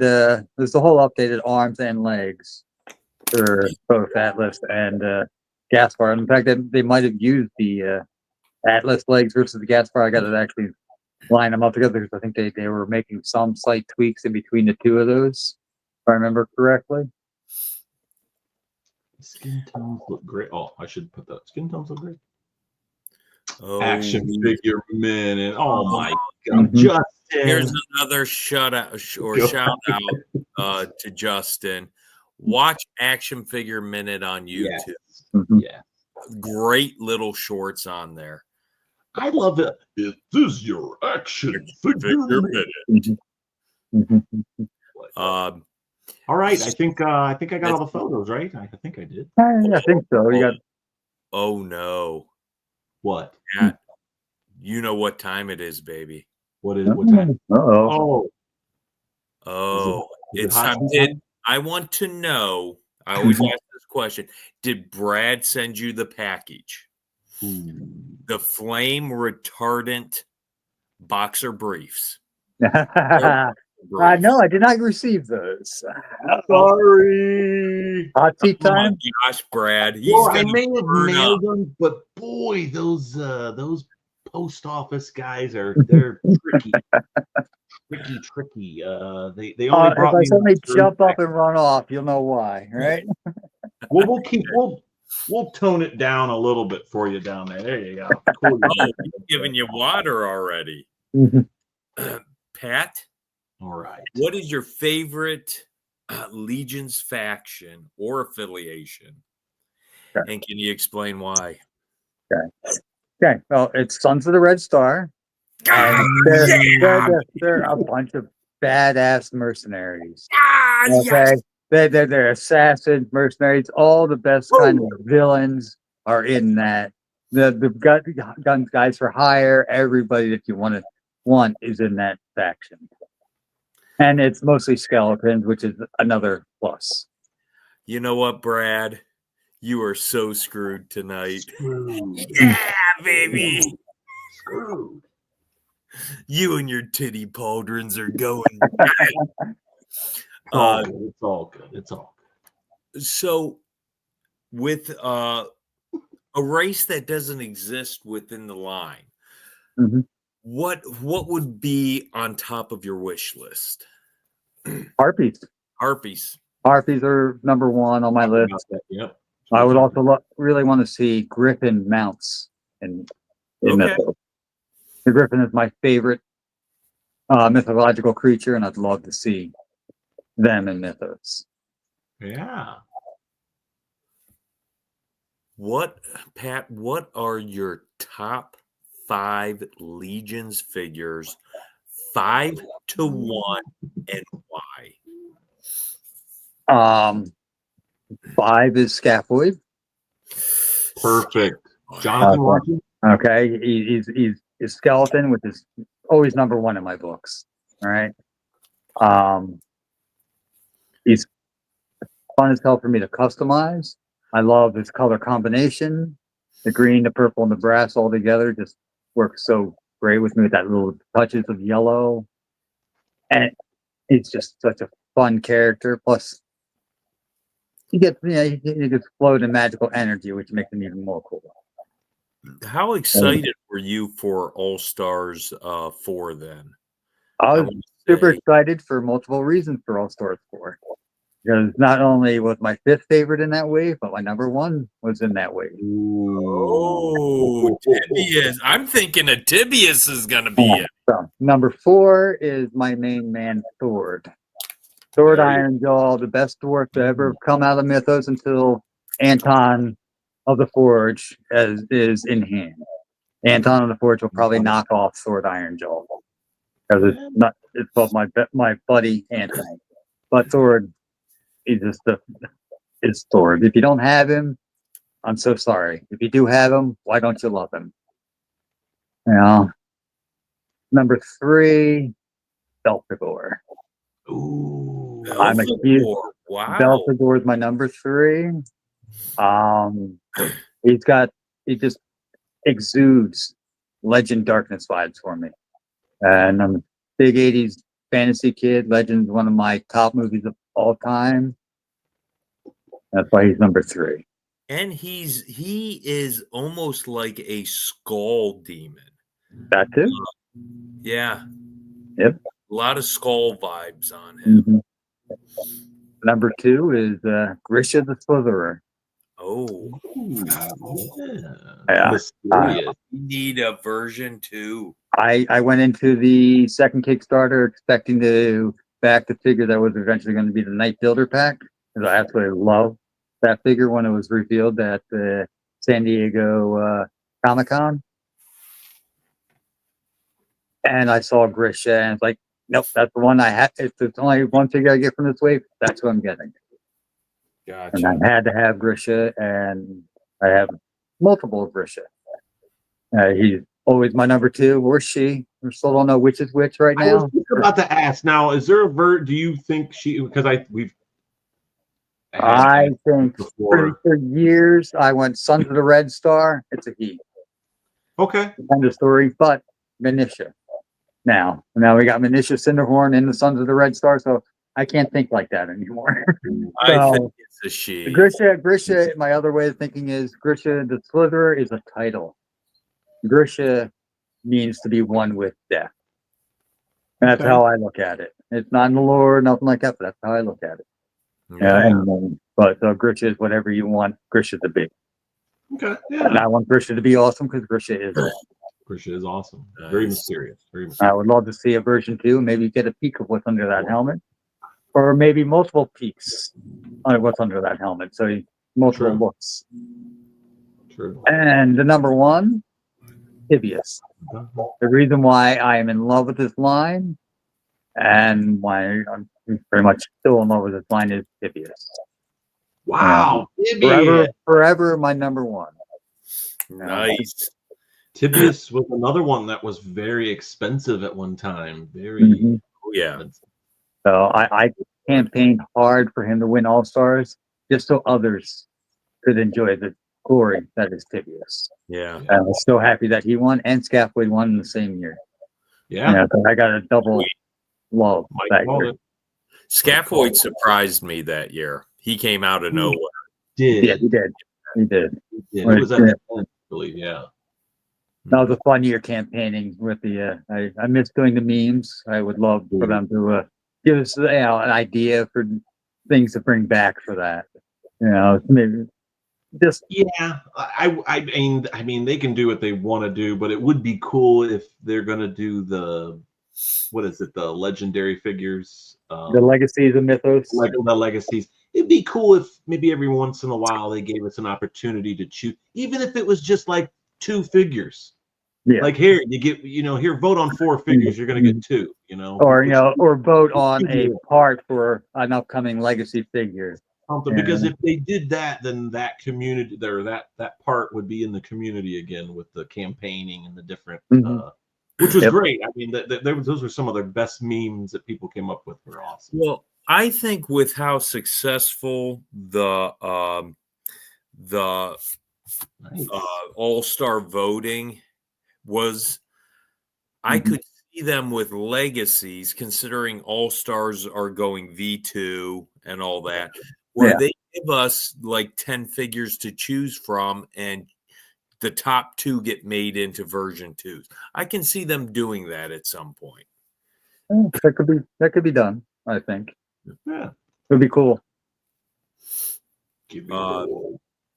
So, Pat, if Four Horsemen Studios were to make a tribute figure in your honor, what would this figure look like? What would the parts wish list be for you? Oh, I would prefer that they don't do one of me. I don't think I deserve one. I don't. None of us It's not an do. honor I would ever want. But if they were to do it, I would say a skeleton wizard. Oh, cool. A skeleton wizard, son of the Red Star, is what I would prefer. So Nice. full on green soft good rose, my favorite color. Full bone body. Oh, nice. Maybe go with more like the Skeleton Raider style bone body. So he has a loincloth belt. They can actually hang potions and stuff on it if you wanted to. Yeah, I'll give him a magic book, something like that. And he has to have a staff painted like wood. That would be a must. Jeremy, are you listening? Nice.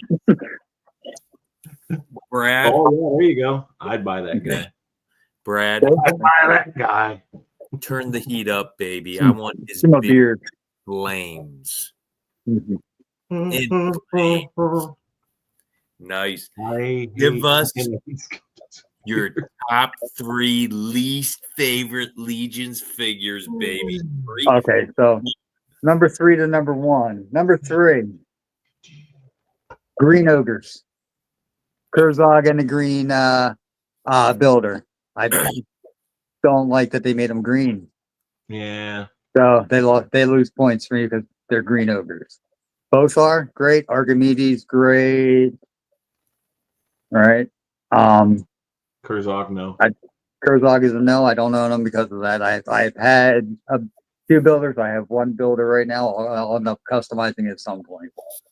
So you don't mind seeing Kurzog at Legion's Con, but that's fine. That's fine. Walking by. He's great. He's great. He's awesome. He looks great. My problem is you got green goblins, you got green orcs, you got green ogres. But yeah, they're related, but I would like to have seen a different color ogre. Yeah. Yeah, make them yellow, make them orange. You know, out of the gate, the first ones. That's my personal. Or even do them as the brown ogres. Would have been cool. That's just personal tastes. They're still great looking figure, great sculpt. Second is every single vampire. With the exception of the blood armor, Maggots. I do not like the vampire. Yeah. Rude. I have no love at all for any of the vampires in the line. I certainly hope Euro Legions Eagle are. Bed's not listening. Oh my gosh. Maybe they're in bed right now. I mean, we got Captain Firebeard here. Elijah. What's the other guy's name?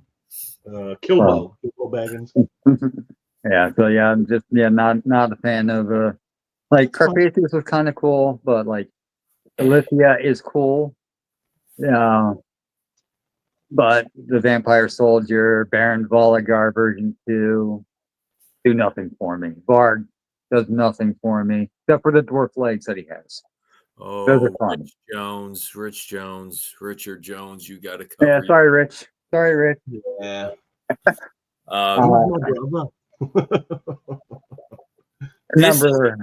Hey, Pat. Yeah. This is the first time we've asked this question, and someone threw a whole faction at us for one of the. Yeah. Because to be honest, I love the figures. I love all the figures. There's only one figure that I own that is so meh to me that I almost kind of wish I didn't waste the $25 I used to purchase it. Oh wow! Let's talk about that one. Yeah, that number 1 is Sir Valgard, the Golden Turd. What? Oh my god! Oh my! I am in shock right now. I am a dwarf lover, and yet I don't like Sir Valgard.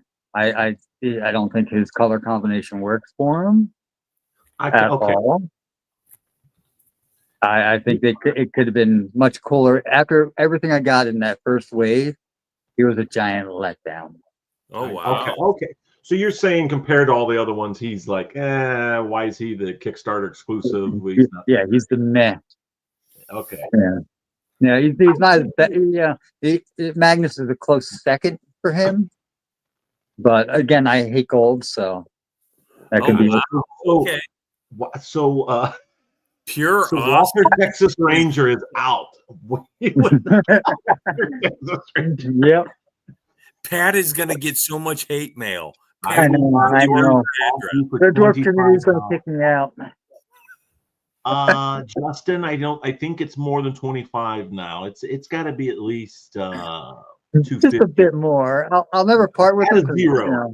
But yeah, I need them there to keep me knowing that this is the absolute worst a horseman can be, and it's still not that bad. Yeah. So I really love Sir Valgard.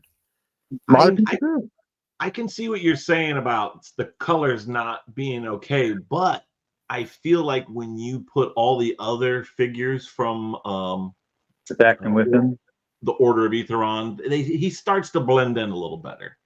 Mhm. But him by himself or with other people, yeah, I could see he does it. When you get him and Sir Ignatius and Otho have them together, yeah, like at the same time. Gwendolyn, that gold, that same gold, or somebody. I try to match them up where they kind of the tones are similar. Yeah, but other than that, it's pretty close to. Yeah, it's my problem with Joroon. That's what I see that with Joroon. Yeah, I could see that. I love Joroon. I love Joran. The battle mage dwarf. Yeah, he's one of my favorites. He's actually, I think he's probably still within the top 10. Yeah, Joroon's awesome. Wow. Mm. So we're coming to the last question of the hot seat. Mm-hmm. It's really gonna get your ass cheeks burning here. Well, I better get ready. I better get ready for this one. Okay. Which tribute figure is your favorite? Broder of Bjorngar or Emir Caspar Caspular or Scapular the Crypt Breaker 2? So my favorite faction is Sons of the Red Star. I'm also a customizer. So the answer is actually both. Emir had the Scapular 2. I need in my collection as a Sons of the Red Star fanboy. Brodar, I need in my collection not only as a fanboy, but as a customizer. There's so much I can do with Brodar. I'm excited to get my dirty little fingers on. And for that is technically a win for Bradley. Yes, Knight that man, baby. Customizer in me says Brodar. The collector in me says Scapular. Brad, this is hold on, I'm looking this way. This is the first time there has been a tie. Yes, I like it. It. Yes. I like it. You're right. So I'll go back. Well, since it's a tie, I'll go back to his picture in the background. Nice. Pat, do you have some time to take questions from the chat? I sure do. Yeah. Okay. Oh, let me go. I'm not in there. Let me go back. Sorry, guys. Guys, in the chat, if you have a question for PB, now's the time. But I get to Notre Dame. I'm an Irish boy from PA. My father's a Notre Dame fan. I was a Notre Dame fan as a growing up. Get the sword back out. We got to attack him. Now did you sell your little Irishman? No, I still have my leprechaun. Somebody did ask for it to buy it this weekend, but I said no.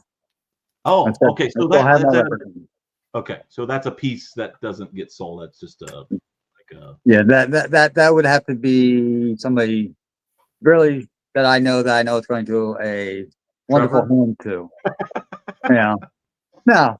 If it's somebody I know who's a super fan and is and wants it, I might let go. So one Captain of your Firebird says, "Best answer, Patrick," and then Justin says, "Fuck yeah." That's great. Love it. And Captain Firebird Baker, all the way across the pond, asks, are you going to customize the dragon? We kind of We hit that a little bit in the beginning. Me and my friend Nate Armstrong are seriously considering getting a dragon together to customize.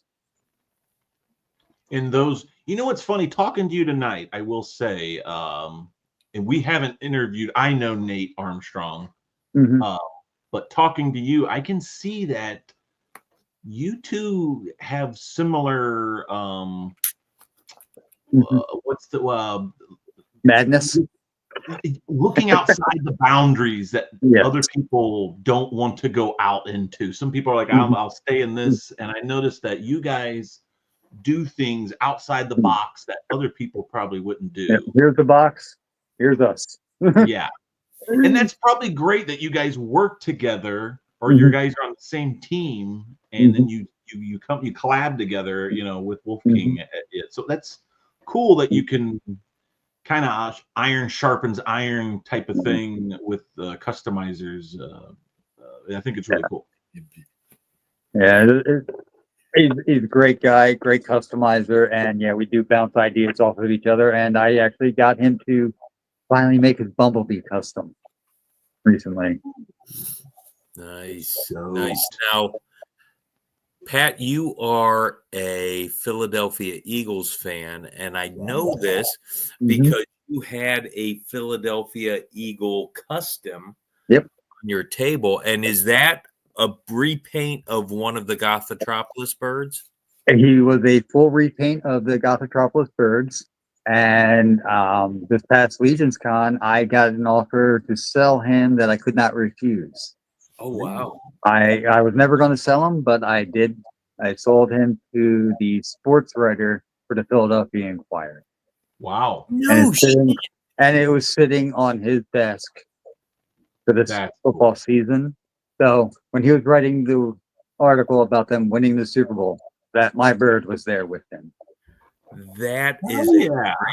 Now, how does that happen? How did he know about your bird? He's a fan. He was at the con. He actually he actually stopped at the table because of me and Nate Armstrong shared a table. Nate Armstrong Scooby-Doo characters. Yeah. Right? So he saw those, stopped. Not only he bought them and saw my bird on the Saturday, was going to offer to buy it, and Nate just jumped in like, no, he's not going to sell it. It's not one of the ones he has for sale. I was about to say, shut up, Nate, because I was going to do it then.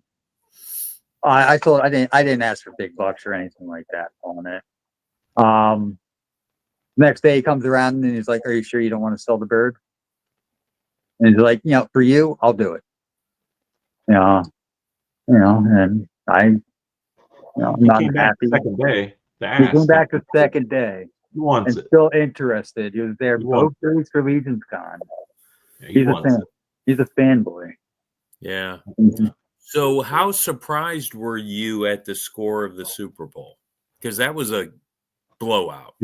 I did not expect beat down. The blowout. I was overjoyed with the blowout, but I did not expect it. But I will say I didn't celebrate until the last second on the clock. Yeah. You can't in those games, especially against the Browns. I feel you. Yeah, like I didn't when they beat Brady. I didn't when they beat Mahomes, because these quarterbacks can win games in the last 30 seconds. Yeah. That's all it takes. But yeah, we'll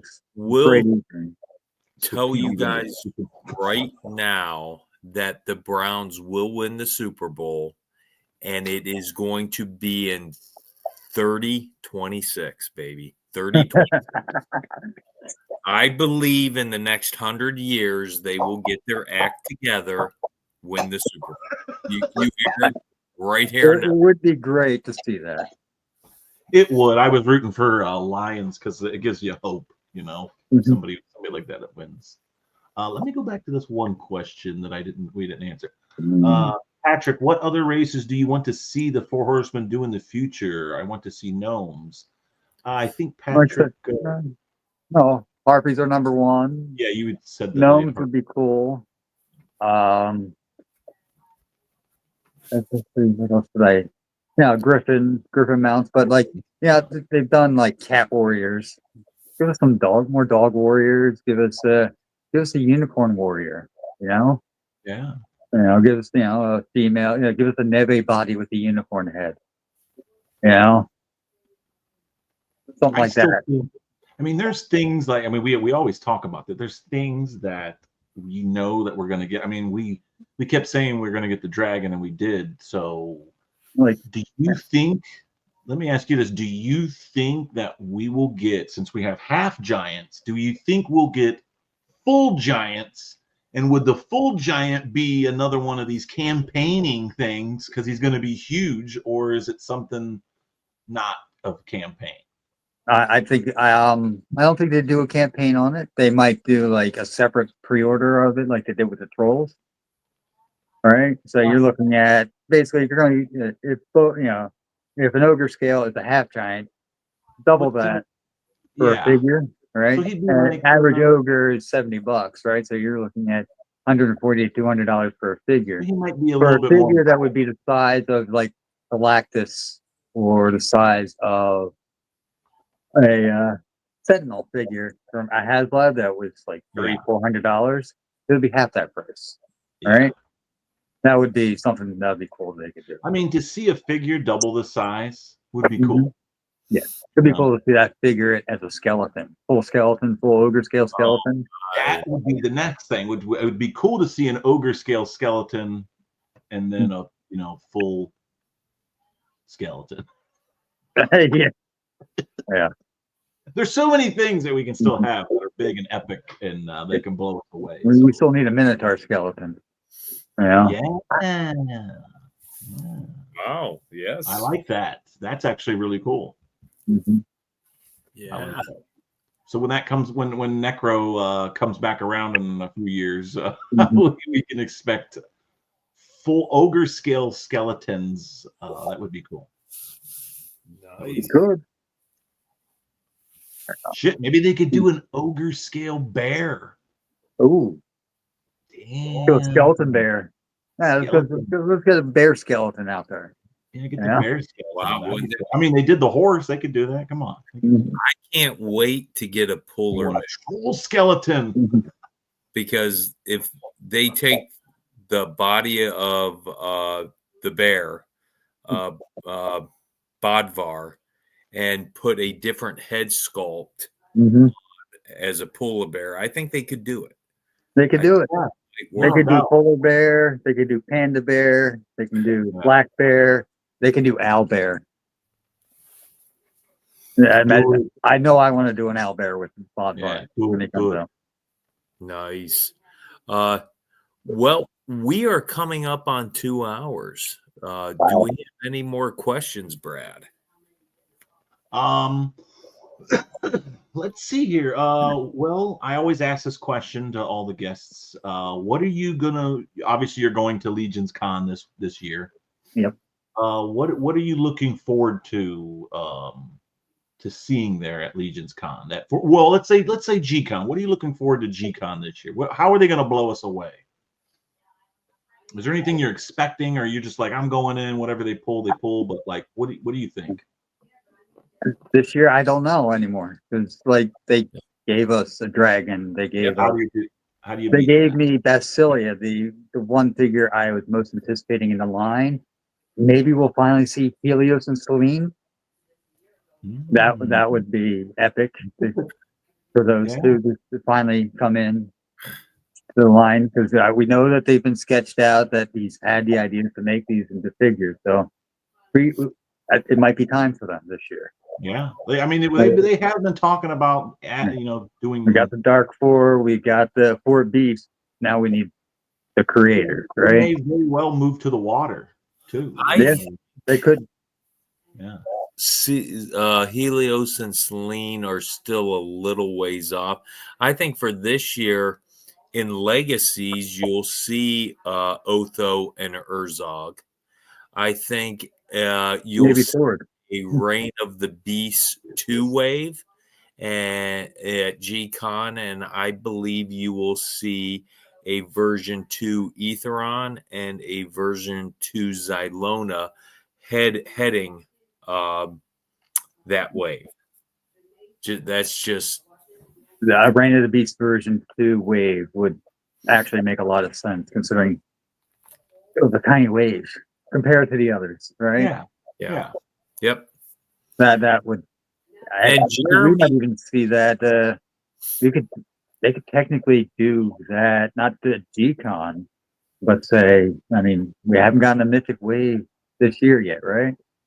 Yeah, we got the dragon, but the dragon isn't going to take the spot of a Mythic wave or a cosmic wave. I think they'll come out with Hero Zone 3 before they come out with the Mythic wave. There's so, I mean, you literally have the game going to come out this summer, the role-playing game. You have oh God, not Affinities, Legion. Infinite Legions, Legacy. You have Legacies. You still, I mean, we still have to visit the graveyard in October. We still have 3 figure Obscuras coming out. So I think you're only going to see one Mythic wave. I think you're only going to see one Cosmic wave. And he did say the waves are going to be smaller, so maybe they throw another Mythic wave in there, small one. I don't know. Yep. It all makes sense. But yeah, whatever it is, I don't think we're going to see Legacies or Xylona 2. We'll see Legacies this year, but I think if we see Xylona and Egalis, it'll be, or not Egalis, Aetheron next year. Gotcha. I'm happy for that. Yeah, I'm happy for that. But yeah, more version 2, like give us the commander, the actual commander for the Pride of the Odysseus, not just a soldier. You know, give us more snake men, more snake men, lots more snake men, please. I love the snake men. Nice. Need more snakes. I'm a snake. Yeah. Oh, well, now Rich Jones is going to be happy with it. Oh yeah. Oh, you redeemed yourself. I went for years saying this is what I want from Mythic.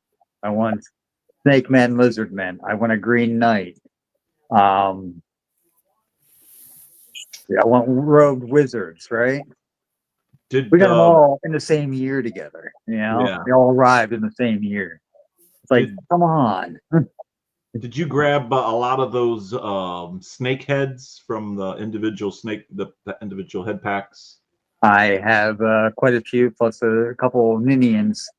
Yeah. Just to now I was going to actually paint my one set of extra Ninian heads blue to an extra Thygar body that I had, which I'm lucky I hadn't done yet. But like I was on my task list to actually do is to paint that head. And it's like, nope, I don't have to do that now. Thank you, 4-H. Oh yeah, exactly. So now what do I do with these extra Ninian heads? What do I do with this extra Thygar part? But I got another custom to think of. What am I going to do with this? You'll do it. Yeah. Well, yeah, I'll find something. I'll find something fun. I'm sure. But you know, like, yay! I got these extra parts. I can do something new and different now because I got this coming, right? So, but yeah, no, I have quite a. I think 4 sets of the heads for the snake head. Yeah. The I got 2 of the female heads. Just because I love those heads, and maybe I can change up the Thrace head again, something else slightly different, change the hair color. Maybe I'll be able to swap the hair with something else in the future. So to have the extra is nice to have. Oh yeah. Yeah. The bug heads are always fun. I love the Spexians, so 2 sets of those, one to keep pure, just for swaps later on the figures, and one to test out. Like what other color Spexians do we have? I'm excited to see what Cosmic comes out in this year. Like besides Hero Zone, like we'll get the 3rd Like, who are we getting in that? We'll get the last members of the crew. What else are we going to get? Because like each wave is just getting slightly cooler as they go on. They are. You know, whereas Mythic, they were always cool, but they all were about the same for a long while. They were all about the same, and then Air shut them up, right? And then they Yeah. just kept going up and up and up after that. Cosmic has just been steadily rising with each wave, just getting steadily cooler and cooler and cooler. And I'm here for it. See what they do. Yeah. When I opened my Necro wave, it blew me away. Yeah. Every figure in there was so amazing. Knights to skeletons, skeletons to knights. All of them were amazing. And I'm hoping Rising Suns wave takes it to an even higher level. Mm-hmm. I think All-Star 6 will take it to the next level. Yeah. I mean, Karasis, yeah, the first Risen there, he has the opportunity to unseat Grisha as my number 2. Oh, wow. Yeah, Wow. he has that opportunity. He's that cool looking for me. And I'm anticipating he's probably my most anticipated figure, him and Sir Andrew for this year. That is guaranteed to come out. The Pyromancer. Yep. Yeah. Well, I mean, how can you not love Sir Andrew? I mean, this is Joe's custom coming to everybody. A custom by Joe Vassapolo, essentially. His idea, start to finish, made a knight, named it for his son. You know, wrote the story for him, all of it. Like, and he's a gorgeous, gorgeous freaking figure. Yes. Like, I think I got 3 of them coming. You know, 1 to keep pure, and 2 just for all those glorious extra little parts that are on there that he included in the build, because Joe's an incredible eye for building out of a figure. You know, if somebody were to build, like, or your earlier question, were to build the figure for a tribute from the library, I'd want Joe to build it. Nice. Yeah. Joe's that guy. Like, yeah, we can use this part, but wouldn't this part be better? He has a eye for that. And yeah, he's actually over the years given me some really great advice in customizing. Like, he's helped me grow where I'm at, and I'm grateful of that. This is before he started working at the studio. You know. Yeah. Nice. And he still does to this day. Nice. Mm-hmm. Do you have anything else, Brad? I think that's it, sir. Well, 2 hours, 10 minutes. In 2 weeks, we will have the Noble Bear Customs, Anthony Velez on. That is right. Episode 6. That'll be a good one. Oh, yeah. We're looking forward to that one, too. My friend, thank you so much for coming on with us. It was a long time coming. It did not disappoint. I do want to make a shout out to you, Pat, that I missed here in my notes. You were featured on the Four Horsemen Studios official website, Source Horseman, in an article. And that was a long time ago. I encourage everybody in the chat to go to the featured customizer, Customizing Corner, and look for Pat Boyle on that. Read that article. A very good read. And I know Brad and I were on that as a featured fan, and we were just thrilled to be on Source Horseman. It was just a thrill. So I'm sure that was the same for you, Pat. When Jeremy asked me if I'd like to do it, I was like, "Are you sure you want me to do that?" It's like, isn't there somebody else you would rather have? It's like, no, you're perfect. You just what we want. You know, it's like, I was honored, and I still am honored to have been chosen for that. And I really wish Jeremy had the time to bring the Customizing Corner back to the site.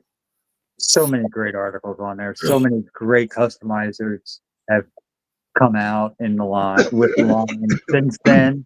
so many great fans, like Kirby, the guy who's doing all the size charts and stuff. He should have an article on there, you know. I just went there. I was gonna try to find it. It's not. It's not there no more.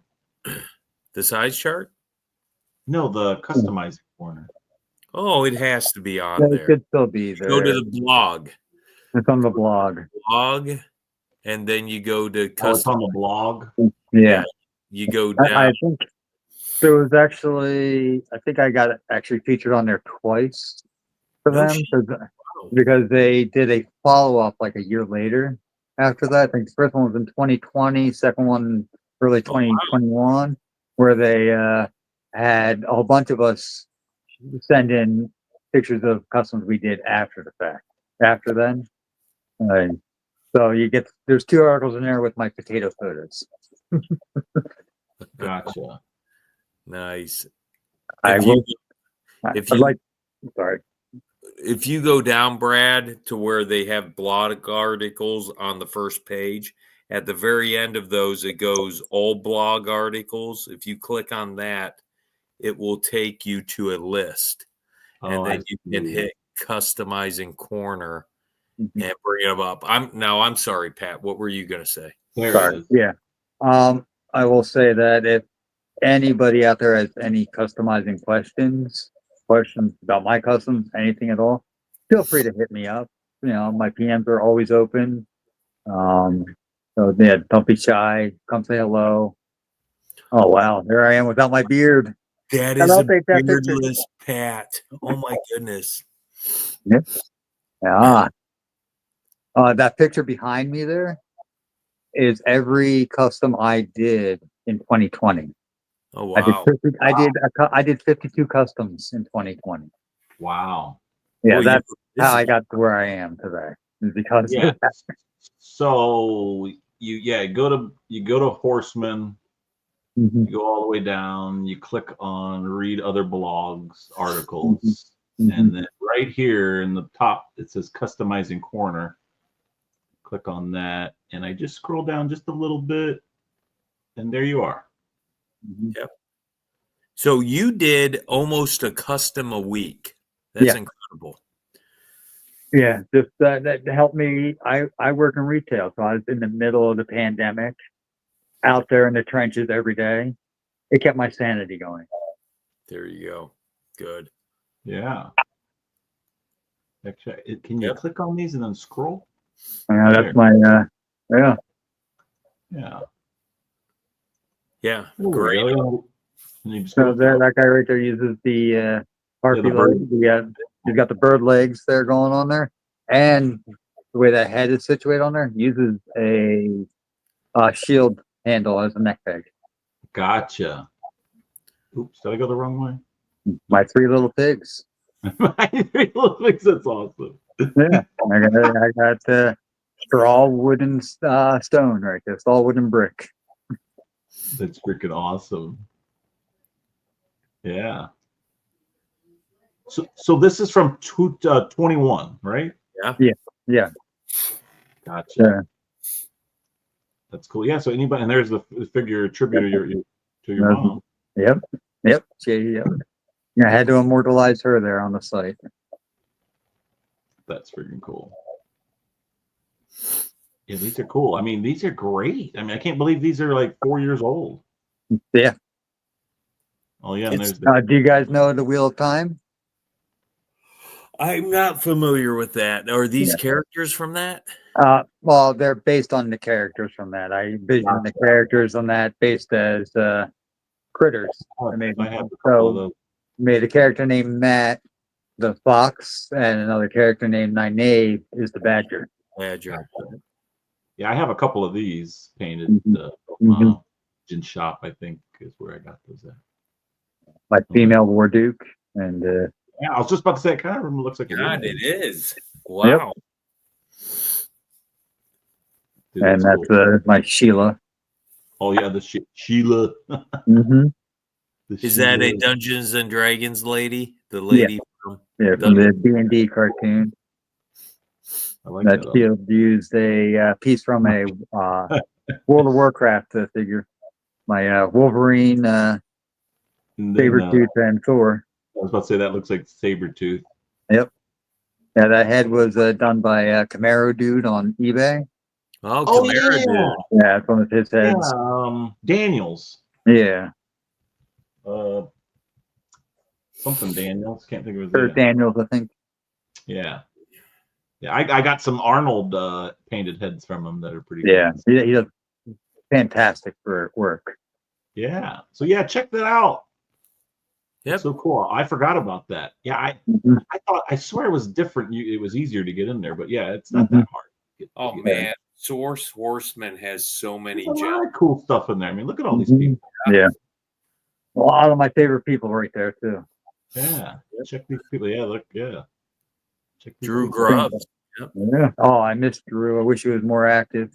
Yeah, Louis, Lewis. I just saw him at SoloCon. Dennis. He was there. It was great to see him. Oh yeah, Nikki. So we started off with Nikki in 19. Wow. Yeah. Wow, that's Yep. crazy. That came up just weeks after the first Legions Con. This site went live at the first Legions Con. Wow, that's crazy. Matty O'Toole. William Robert Post, he's even on there. Yep. Yep. Dean Wright, boy, man, look how young these people are looking. Mhm. Drew Grubbs, yeah, that's crazy. Mhm. Hell yeah. Check this out, guys. Definitely. I always forget about this. It's like I've read most of these, but like they're always great articles to go back and look at again. Mhm. Yep. And our Yep. friend Eric. Mhm. Wealth of Eric, just- I'm so happy for Eric. Oh Yeah. yeah. Aaron Page. Yeah, I love Aaron's Melissa. work. Melissa, yeah. I wish Melissa we'd see more of her. I don't know what happened to her. Yeah, I'd like to see more of Melissa. And then Curtis. So yeah, that's cool. Heck yeah. Yeah, we need somebody else after Curtis on there now. Yeah, I guess we can't end with Curtis. Yeah, get on it, Jeremy. yeah, get on it, do it now. Get on. All right. Well, I'm gonna go watch my Oak Island show. Okay. Have fun. Patrick, Thank you. sir, I thank you for coming on. We appreciate it, letting us pick your brain, let the community know what your do's and don'ts are. Thank you for having me. Hopefully the community still loves me tomorrow. Oh, well, they do. They will. I think they will. I think they will. If anything, they love you a little more. Maybe. All right, well, stick around real quick, and then we're going to end this. And everybody else, till 2 weeks from now.